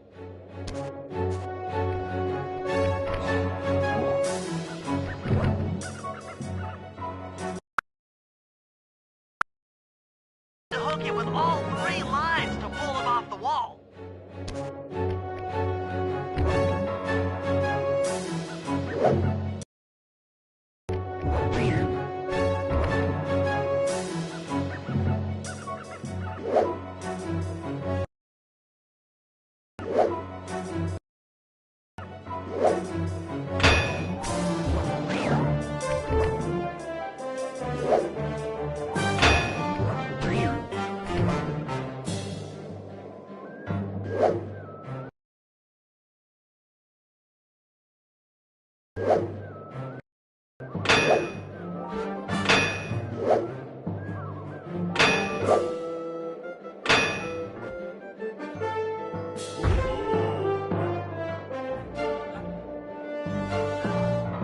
seems you have pulled the wrong cards again. Did I ever tell any of you the story about the judge from last year's competition who mistakenly gave me a score other than 10?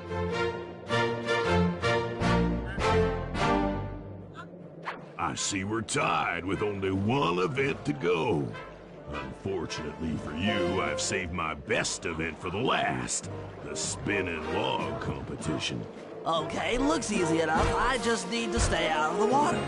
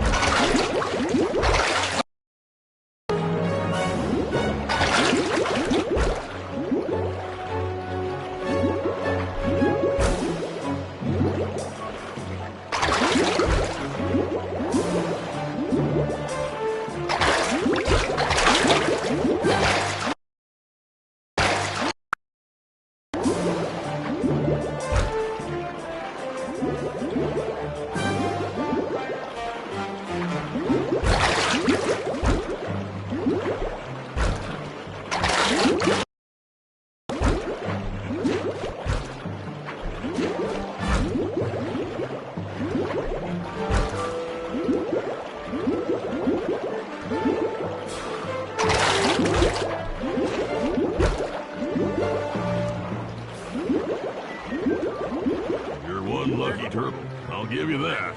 But now, watch how a skilled log roller does it. This is crazy.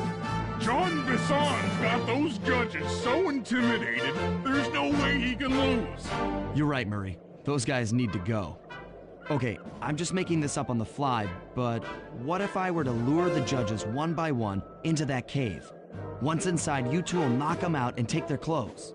Ingenious! When all three judges have been restrained, we'll be able to don our disguises and take their place at the judges' table. Sly, you can use the alarm clock gadget to distract the judges and lure them into the cave. That's a great plan, Sly, but you'll have to move fast. Once John Bisson finishes the log rolling event, the gig is up.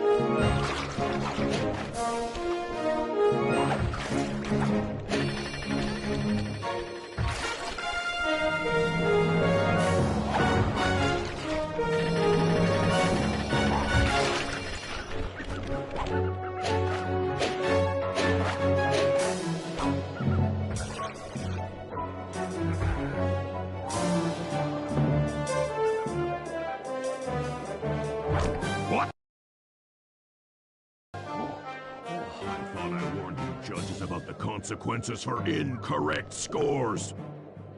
Wait a second. You aren't the judges I hired. It's the scrawny raccoon and his annoying friends. Well, if you want the challenge, then why don't you just take them?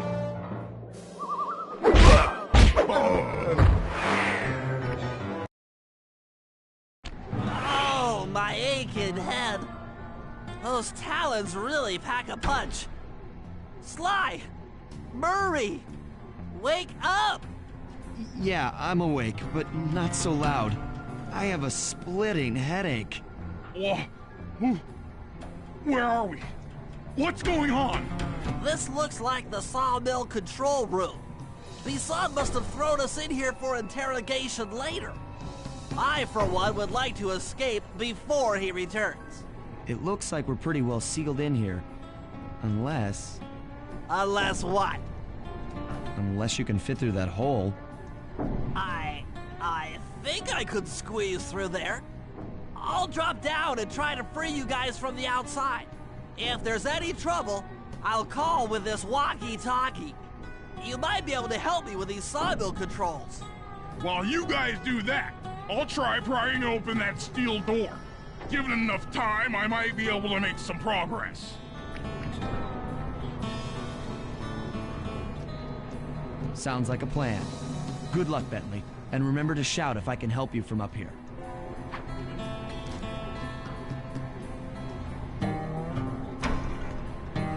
Bentley, you okay?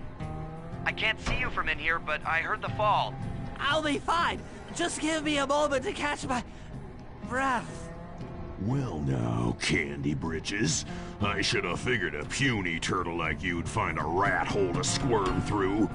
Well, I just dropped my glasses, had to come pick them up. I ain't like you, boy. I ain't stupid. When y'all were unconscious, me and my boys paid a visit to your hideout and found all them clockwork parts. Lucky thing, too. Arpeggio is willing to plunk down a king's ransom for the whole lot. I even threw in the talons. You sold all the clockwork parts? Arpeggio has them all? I wouldn't expect one of your kind to understand the finer points of commerce. You turtles are too stupid to know a woodcutter from a woodchuck. That's it! Time I showed you just how stupid we turtles really are. Sly, on my command. I hear you. Prepare yourself, Bisson. En garde! Okay, Walnut.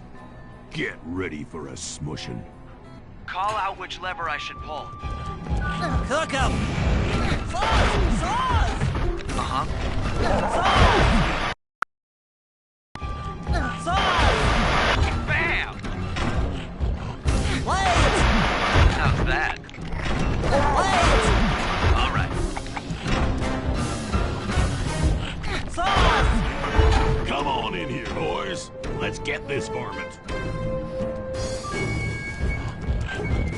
Saws! 10-4. Saw blades! Blades! Blades! Sizzle his gizzle! Blades! Blades! There you go. Saws! Saws!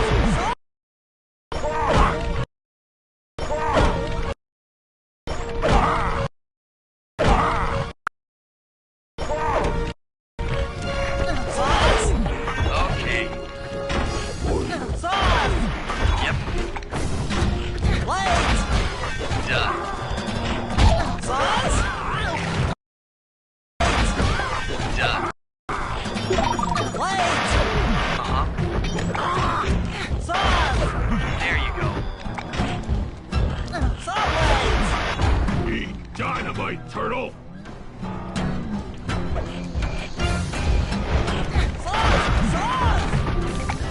Blades! Blades! Saw blades! Saws! All right. Blades! How's that? Saws! Saws! Come out, boys. Let's get to killing. Saws! 10-4. Sauce! Bam! Blades! Done.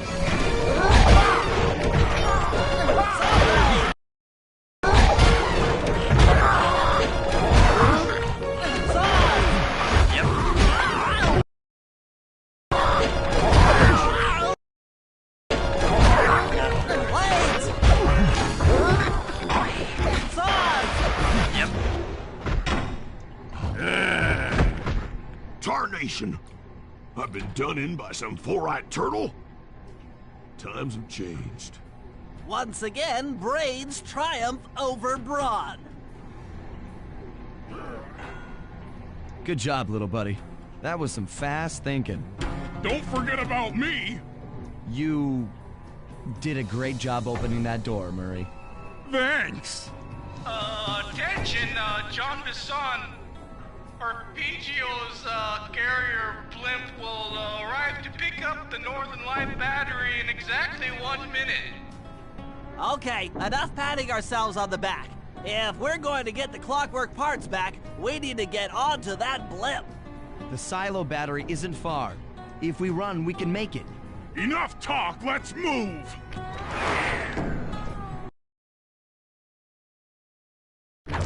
Shake a leg. That blimp's on its way.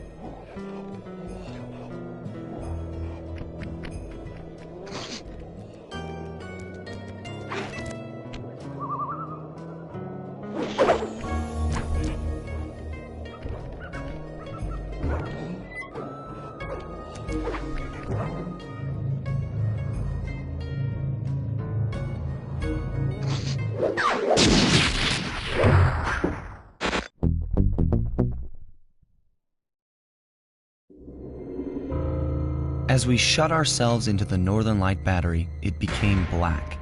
For a few long minutes, we just sat there in darkness. No one dared to talk for fear that Jean Bisson's men might discover where we were hiding. Time seemed to have stopped. And then, we felt it. We were being lifted up to Arpeggio's blimp. It was all so strange.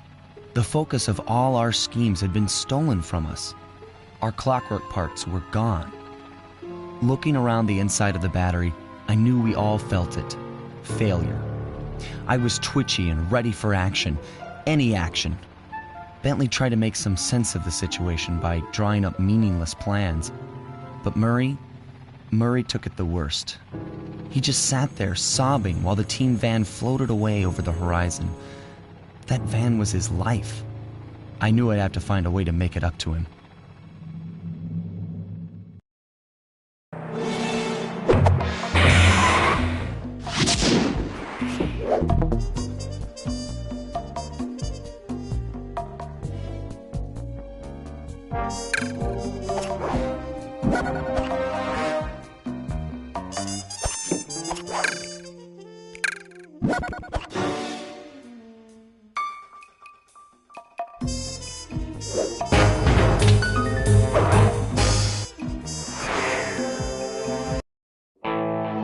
There we were, heading east across the Atlantic Ocean, stowaways on a giant airborne fortress. Though time was short, we made sure to study up on our unknowing host, Arpeggio. While attending a prestigious boarding school, the young Arpeggio excelled in all subjects, but he never managed to keep up with the other boys physically. Sadly, his wings, due to their small size, were useless for flight. Furious at his feeble body, he focused his powerful mind to search for a cure in the works of the Italian Renaissance masters. Their notebooks provided the springboard for this sinister young genius, and it wasn't long before the Claw Gang took him on as chief inventor. His talents must have been at work repurposing all the clockwork parts for their criminal schemes, And now this mastermind is in possession of all the parts. It's only a matter of time before he puts them back together. And when that happens, well, I'm not gonna let that happen.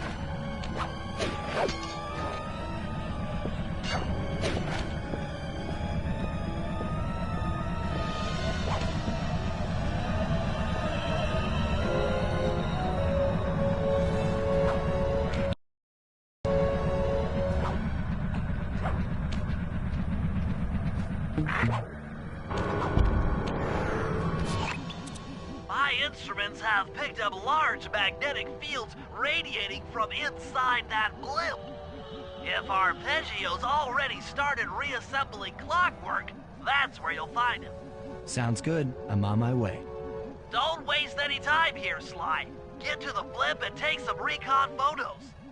To build a plan, we need to know how close they are to reviving clockwork. Relax, Bentley. I've got it under control.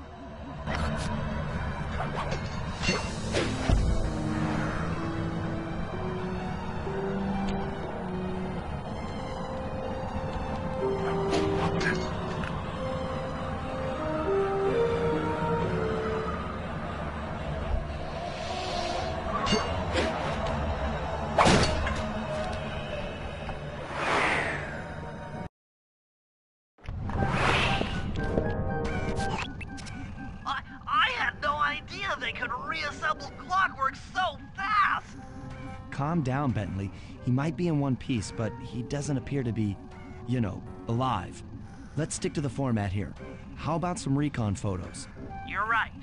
We need to be informed to create a plan of action. Try to get a shot of Clockwork's head, a mech egg, and one of those spinning magnetic inducers.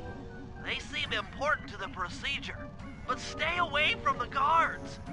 If you get detected, we won't have time for a second chance.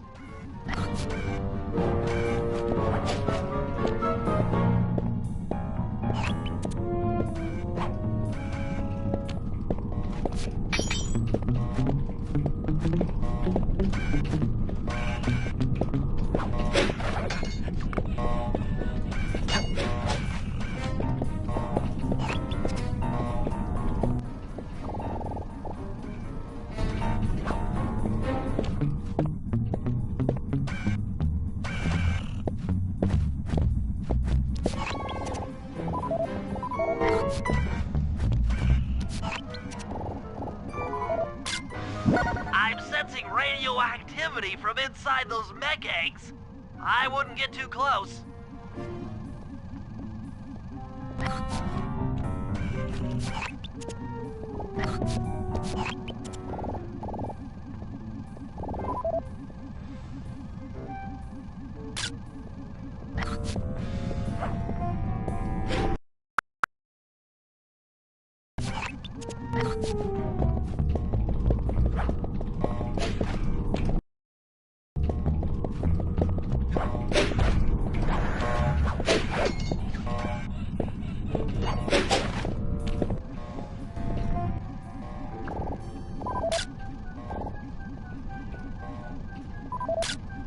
These magnetic inducers seem to be holding the clockwork parts together.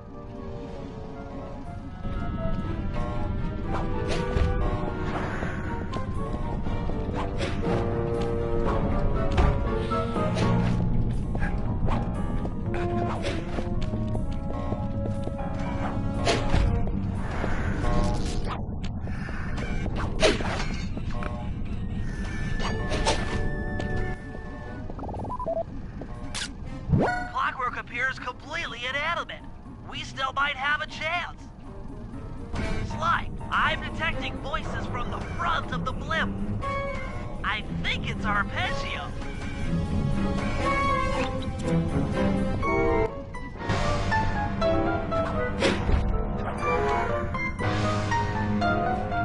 Neela? Neela's here too!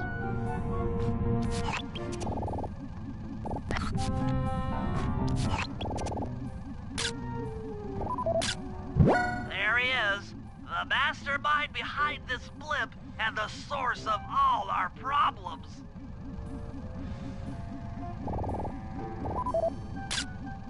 I can't believe it! She must have been working with Arpeggio all along. I don't need to study those photos to see the writing on the wall. Clearly, Neela and Arpeggio have conspired together to rebuild Clockwork, and it looks like they're dangerously close to realizing their goal. Look, Bentley, I know it's not your style, but I need a quick plan of attack. Try to think of a way, any way, to stop Clockwork from getting reassembled. Well, those magnetic inducers seem to be holding the parts together. If you reverse their polarity, it should pull Clockwork apart. Unfortunately, the inducer speed control station is locked down tight. Pickpocket keys for the 4 patrolling guards to get at it. Then you'll need to manually reverse the polarity of each inducer deck at the top of their rotation. Consider it done.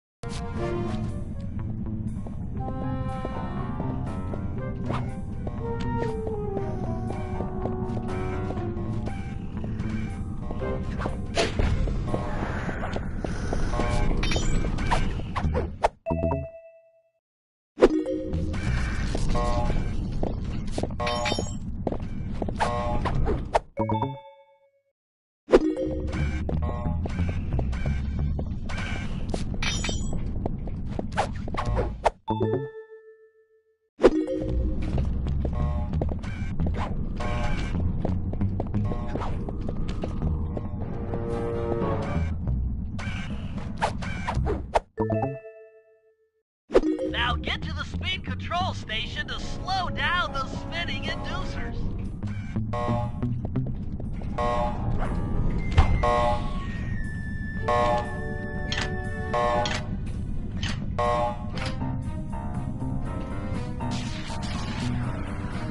Now that the inducer decks are spinning slower, get up there and reverse the polarity of each deck.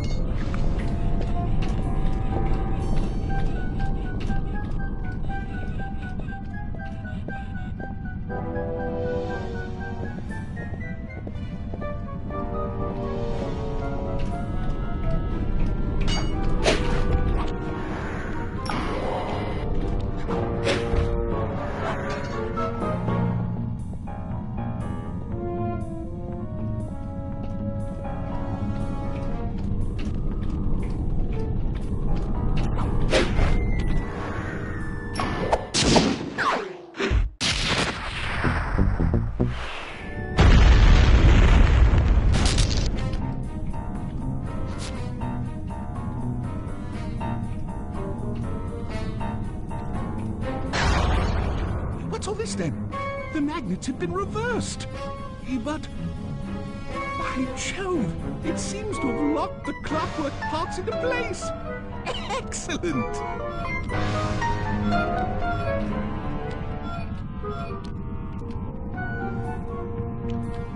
Sly Cooper! Of course this would be your doing. Ah, Mr. Cooper. No doubt you believed a reversal would pull the old bird apart, eh? But it seems to have had quite the opposite effect. I'm truly grateful. When fully powered up, I'll join myself to its circuits and be born anew! All this because you can't fly. You're pathetic. Immortality! Immortality is what I seek. The other Claw Gang members were much too short-sighted. They were satisfied using the clockwork parts to drive their various trivial schemes. But not me. No, I saw them for what they really were. The keys to life eternal. So, what? You had Neela put me on the scent back in Cairo, and then waited while I stole the parts from the other Claw Gang members, all the while not arousing any suspicion that you were behind it all? You make it sound easy, Cooper. I had to carry your pathetic gang through that first set of heists. I was overjoyed when Arpeggio let me toss you in jail. I could finally go after the parts myself. Ah! But acquiring all the parts was only half the equation. Think, Cooper. What kept Clockwork alive for thousands of years? He was fueled by his hatred for my family. Splendid! That's right. Hatred. Putting his gears and wires together was child's play, compared with accumulating that much hatred. You can't make people hate. Oh, my poor naive boy. My meticulous mind has found a way. As your hippopotamus friend will attest, spice consumption makes you both angry and susceptible to hypnosis. The Contessa, hypnotist extraordinaire, devised a way to command people through the use of flashing lights. I've created this blimp to be a massive transmitter of those precise light frequencies. The only problem I faced was finding a suitable source of light waves. The Northern Lights. You've been collecting Northern Light energy so you could hypnotize everyone beneath the blimp. Ah, hypnotize those who'd eaten food covered in illegal spice. Thank goodness for Dimitri. Through his nightclub, he got the whole city to consume the spice. You're going to Paris to unleash a hypnotic light show of hate. That's outlandishly cruel. Cruel, perhaps, but necessary to give Clockwork his spark of immortality. Ah well, my new body awaits me. Be a dear, Neela, and keep him covered. Ta-ta! Stupid Arpeggio. I double-crossed the Cooper gang, Interpol, and Carmelita. What made you think I wouldn't do the same to you?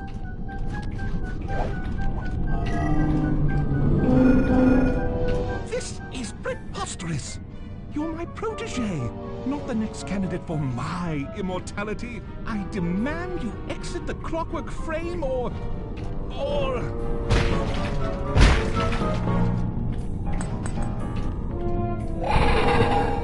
Behold, Kalakla is born!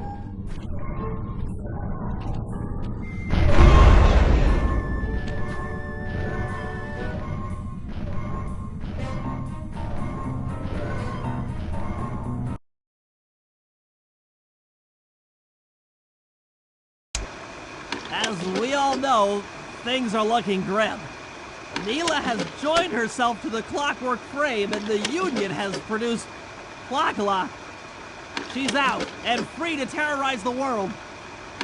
This blimp is still in motion to Paris. I could only assume Arpeggio's autopilot will activate the hate hypnosis light show. If that happens, there'll be no stopping Clockla. She'll be immortal. But we still have a chance. In her new form, she'll need to draw a lot of energy from this blimp's engines to stay strong. If we can disable the engines, that should be enough to weaken her to a state in which we can attack. Getting at these engines will require all three of us to work together in perfect harmony. We've pulled off some tough jobs in the past, but they were just the warm-up round for what we'll be going through tonight.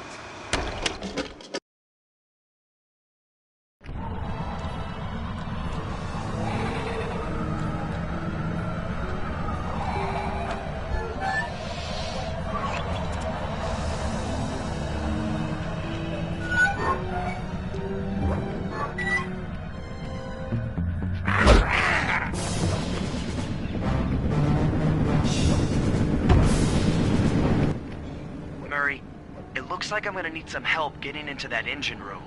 Happy to help. Bentley tells me that the door to that room is locked down by wall-mounted power stations located throughout this blimp. I'll need you to take out all the power stations and then pry open the door by hand. No sweat, Sly.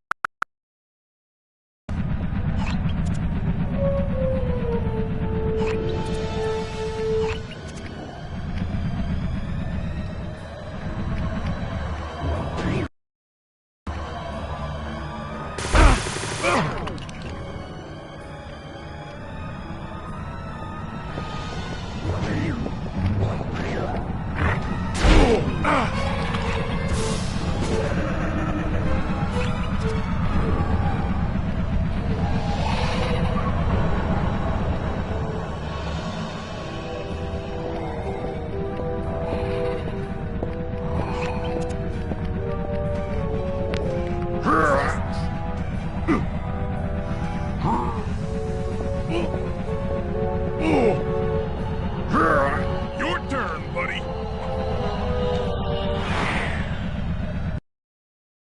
Careful, Sly. This place is packed with laser security. First, you'll need to make your way to the far end of this room.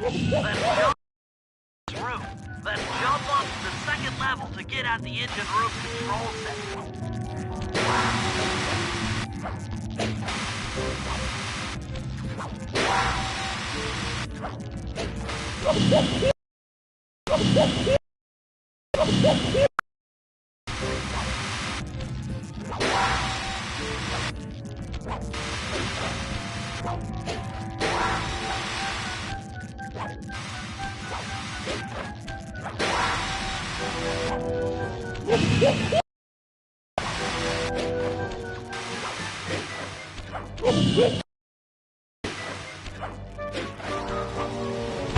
All right, the control center is on the right, the control center is opposite your position in the room.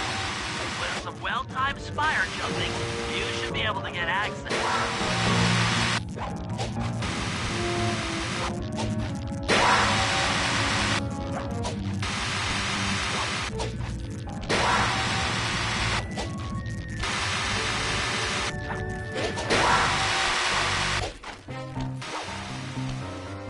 That arpeggio really knew his encryption algorithms.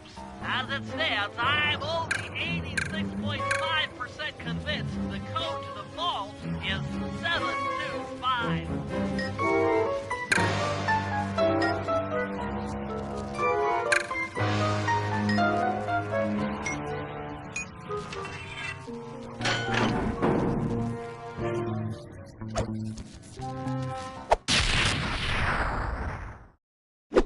You've gotten the shadow power move.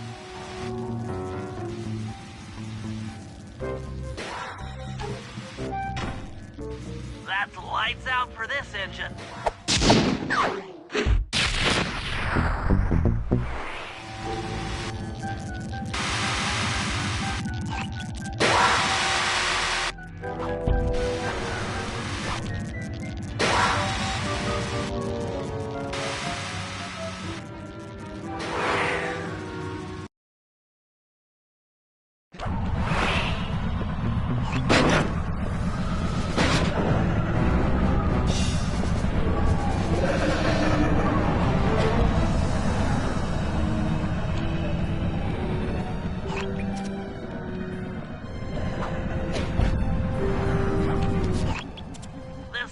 Room is locked down tight. Since we can't get in, I figure we'll have to destroy it from the outside. I hope you're carrying some heavy explosives, Bentley, because that engine isn't small. It just so happens that there's a ready supply of explosives already available on the blimp. Walk one of these TNT barrels up to that engine room to destroy it. Sounds easy enough. What's the catch? The initial payload in that TNT barrel won't be powerful enough to do the job. If you pick up 3 magnetic chargers, you should achieve the necessary blast force to destroy the engine. It's simple, really. Just get close to the chargers, and they'll automatically attach to your barrel. All right, let's blow stuff up.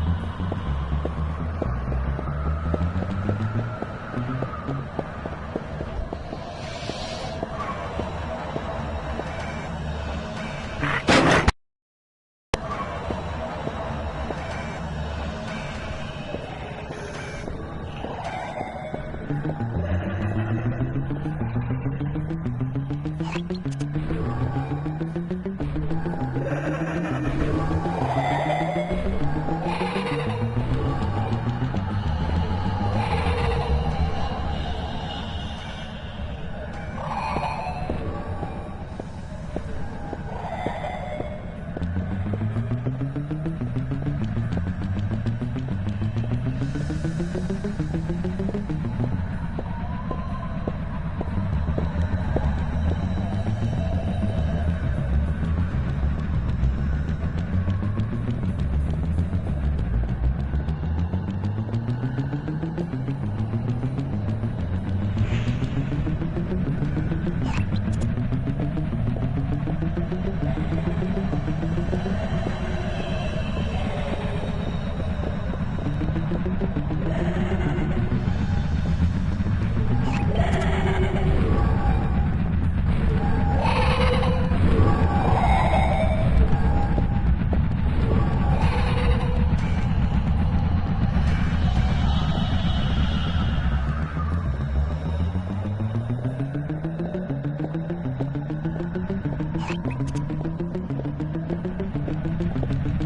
the TNT barrel all charged up, it's time to deliver the payload to that engine.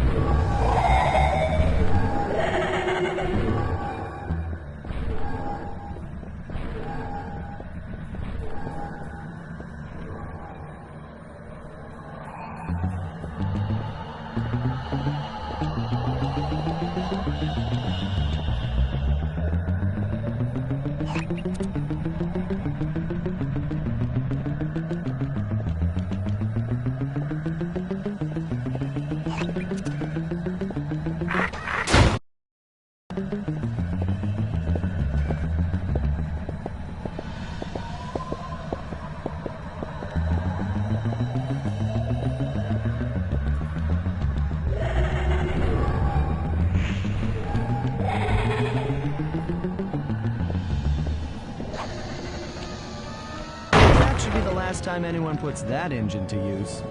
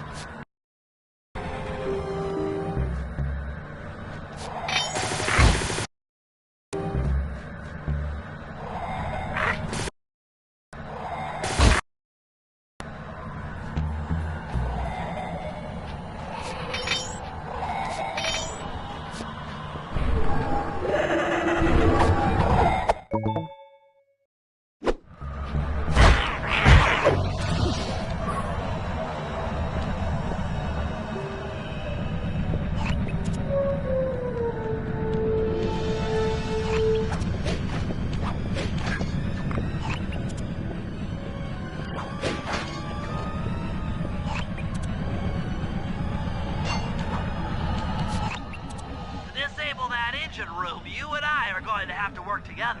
Happy to have you along, Bentley. What do you need me to do? Pickpocket the guard's keys to the engine room. Once you've got the door open, I'll take over. Okay, you should take your position. It's not gonna take me long to lighten these guys of their keys.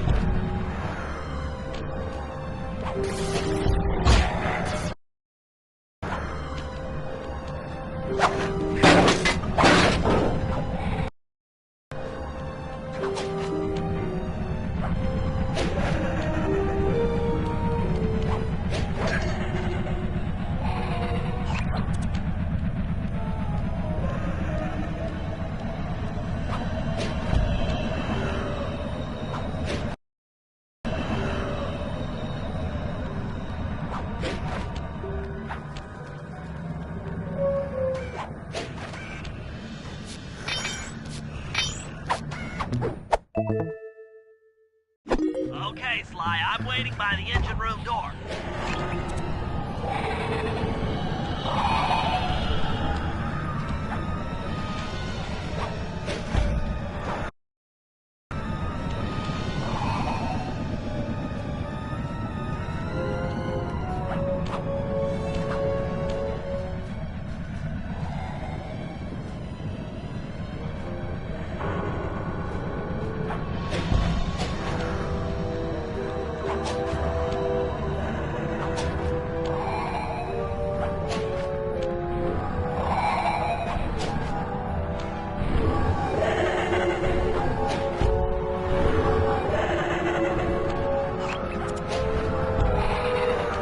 Okay, Bentley, you're on.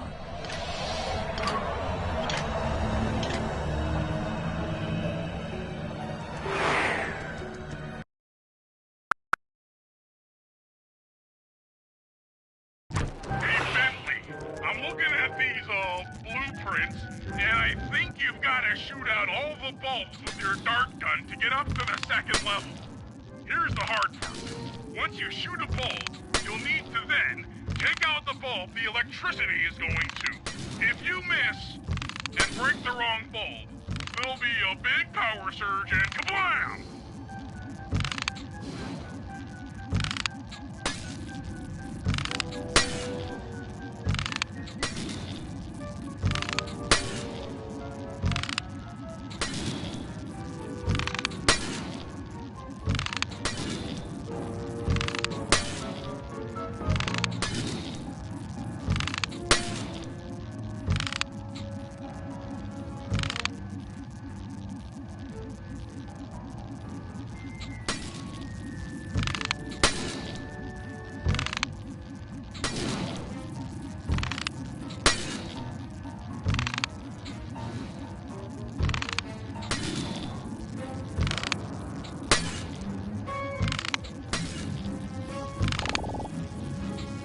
Okay, pal. You're all set to bounce up to the next level. If I'm reading this right, it looks like you need to bomb those power nodes to get into the control room. Once that door is open, you'll be able to shut this engine down for good.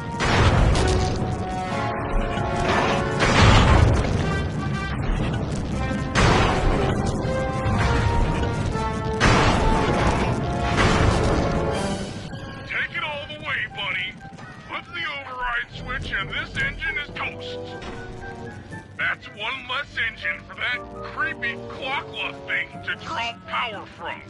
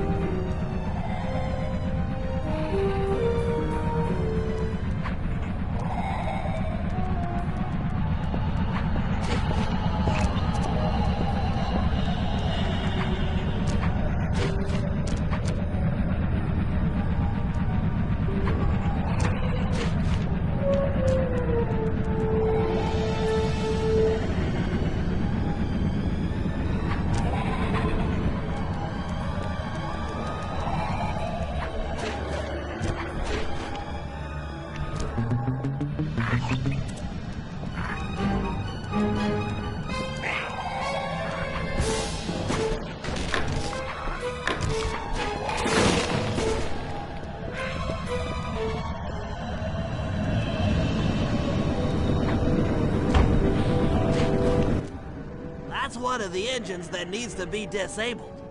I won't lie to you, Murray. This is going to be a tough job that requires both our skills.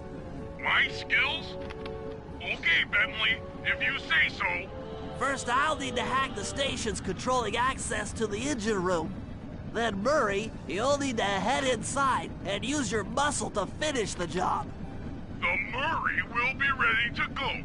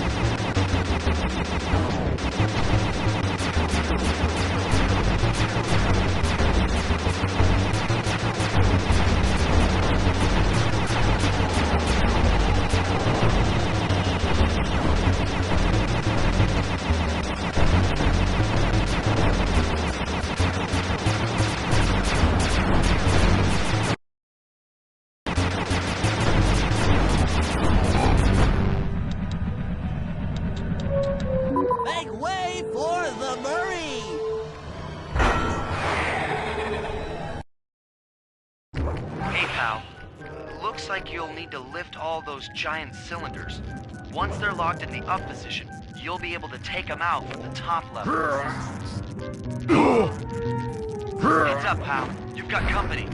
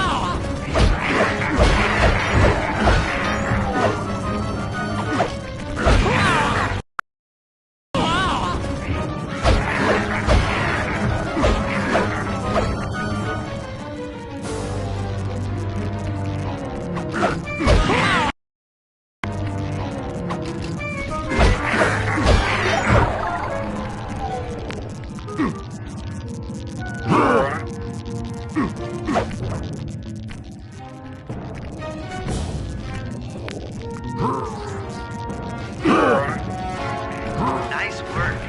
Head up to the second level and thunderclop on the giant cylinders. That should finish them off.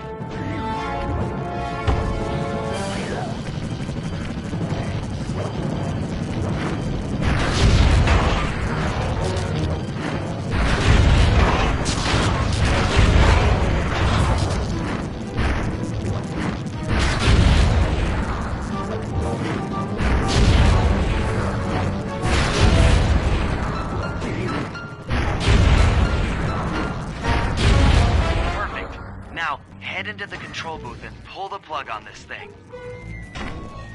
Another engine bites the dust.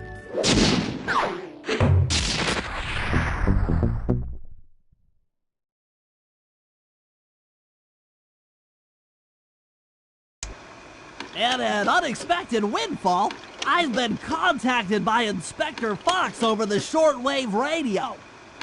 She's well aware of the dire situation we all face if Klakla becomes immortal and has agreed to join forces with us so that we can destroy the robotic bird. The only catch is that she's unable to locate this blimp on her radar. To help her hone in on our position, we'll need to boost the strength of 4 local radio towers. Once Inspector Fox is in range, she'll take one of us on board to act as a tail gunner in a dogfight against Klakla. This is it. We don't have time for another plan. We're almost over Paris, and if that hate hypnosis light show goes off, well, you know the story.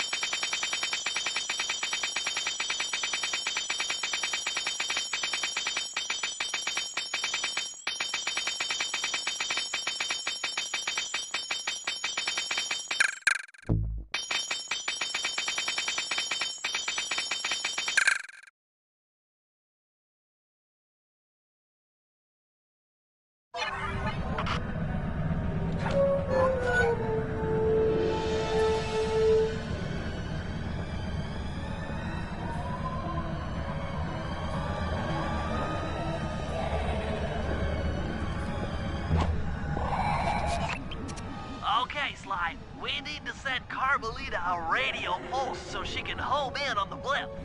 To do that, I'll need you to get on top of 4 very tall towers. They are too big to climb and too tall to jump up normally. What's this all got to do with this thing you've got me wearing? It's an experimental mega jump pack. By pressing the R2 button, you'll perform a huge jump, so be careful. All right, sounds like fun.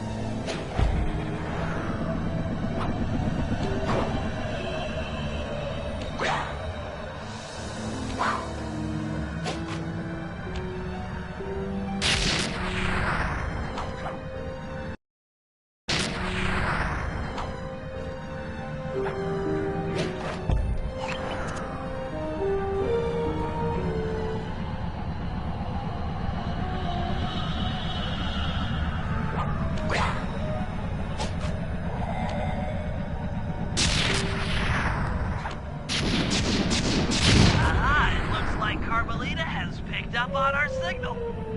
She's now headed on an intercept course directly for us.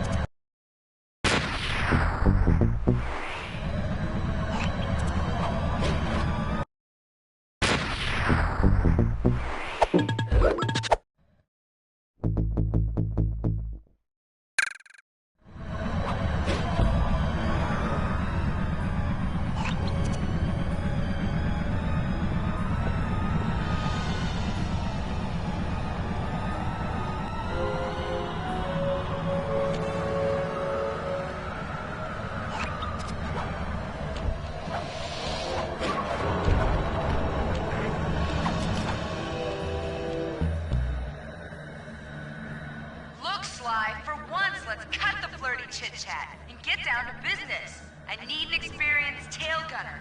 Jump in and grab the gun. We've got a bird to take down. That's not flirty chit-chat?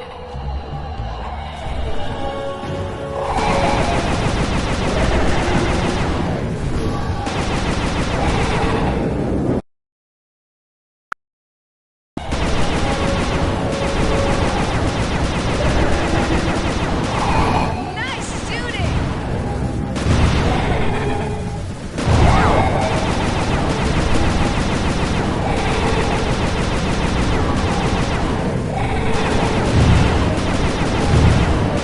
Keep it up!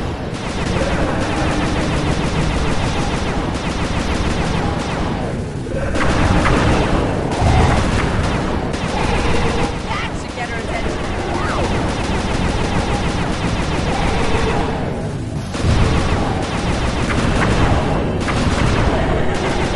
Take that, Mila!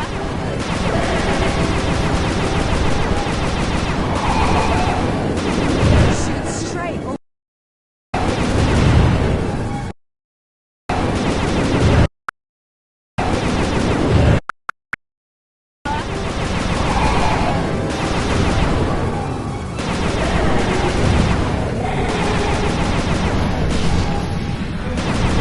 All right!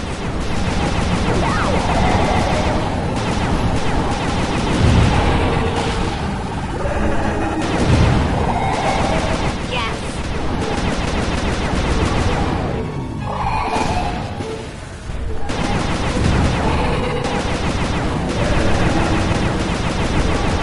Keep at it! We're winning!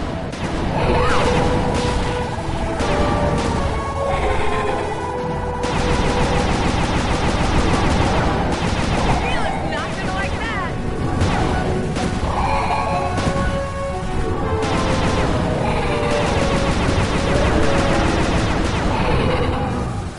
You're doing it, Cooper!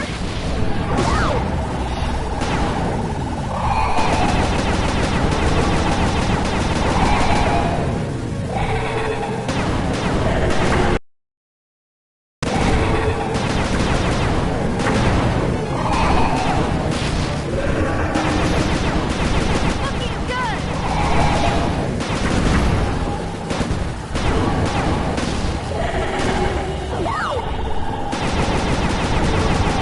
We're getting through! You should have been a cop. That was some terrific shooting.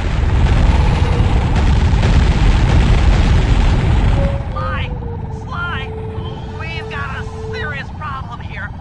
Lagla's looking mighty upset, and I think she's going to take it out on us.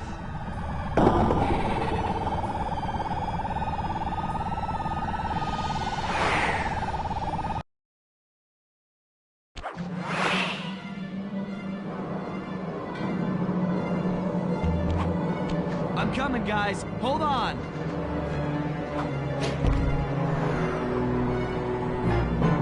This is Grill. The Murray doesn't like being trapped. Free the Murray.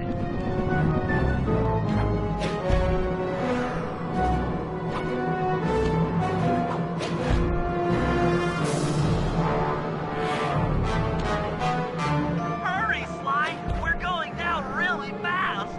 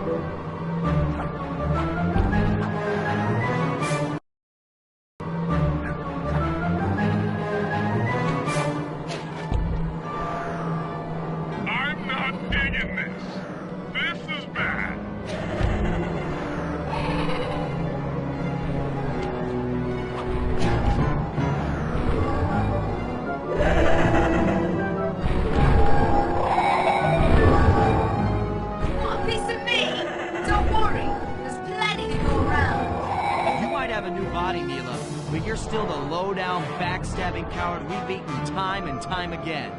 This won't be any different. Be brave while you can. I might not have the mortality born of pure hate when I feel something so powerful within me.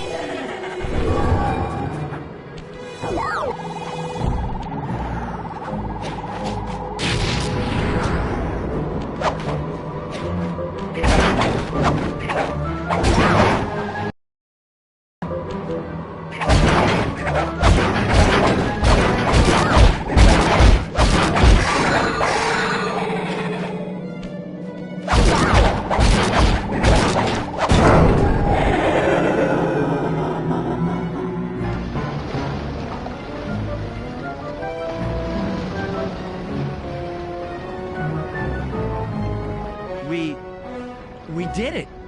Right on! It's an emotional moment.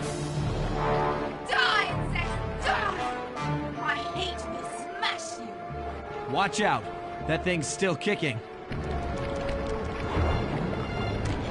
Clockla mentioned something about a hate chip. It sounded like the source of her power. If we remove it, she might stop attacking. Then let's do a little open-head surgery. I'll pry open that beak so that Bentley can go to town with his bombs.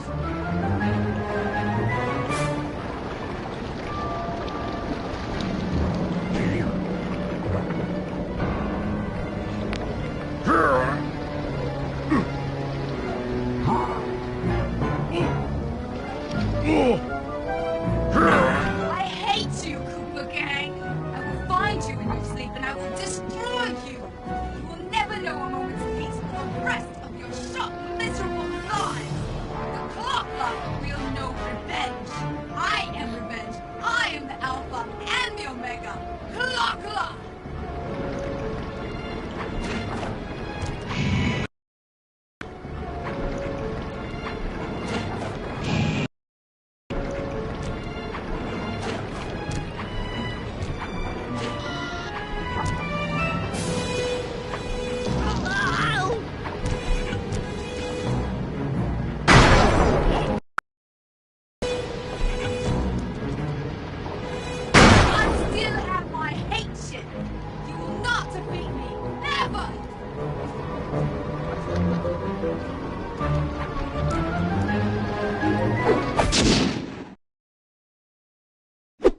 Let's get out of here! She's about to explode! Ah! My glasses! What? Bentley! I'll save you!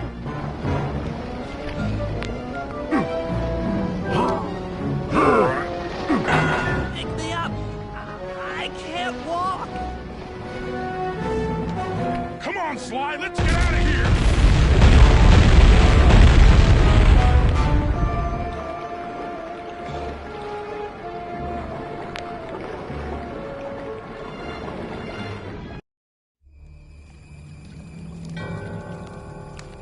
And there we were, at the end of the road. The Claw Gang had been defeated, and the clockwork parts lay scattered around in heaps. Yet, despite the explosion, they remained pristine. It was as if nothing could ever hurt them. Carmelita cursed herself for showing up too late to get a few shots in on Clockla. So she took it out on what was close at hand, the hate chip. And just like that, it was over. Without that core piece, that essential center of clockwork, there was nothing left. The parts aged before our eyes as if time had finally caught up with the ancient bird. How ironic that Carmelita, a police officer, would be the one to lift the curse from the Cooper family. The menace of clockwork would never again rise to threaten me or my children. True to her nature, she informed us that we were all under arrest. But one look at my gang told me that we were in no shape for a fast getaway.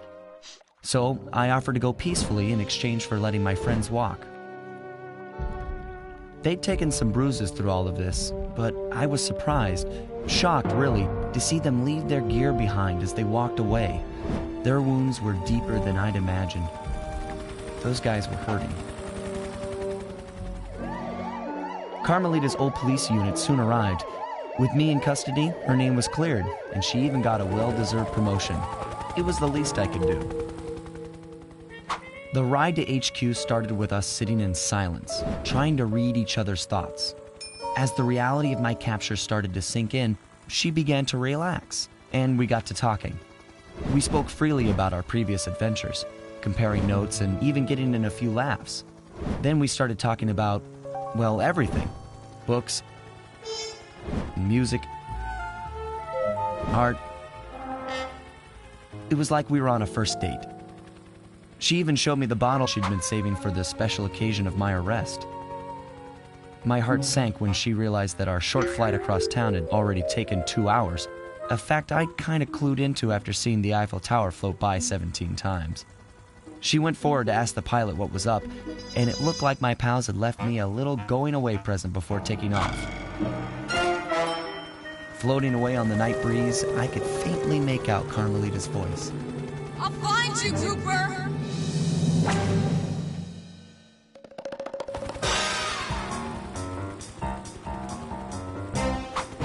I'll be seeing you soon, Ringtail.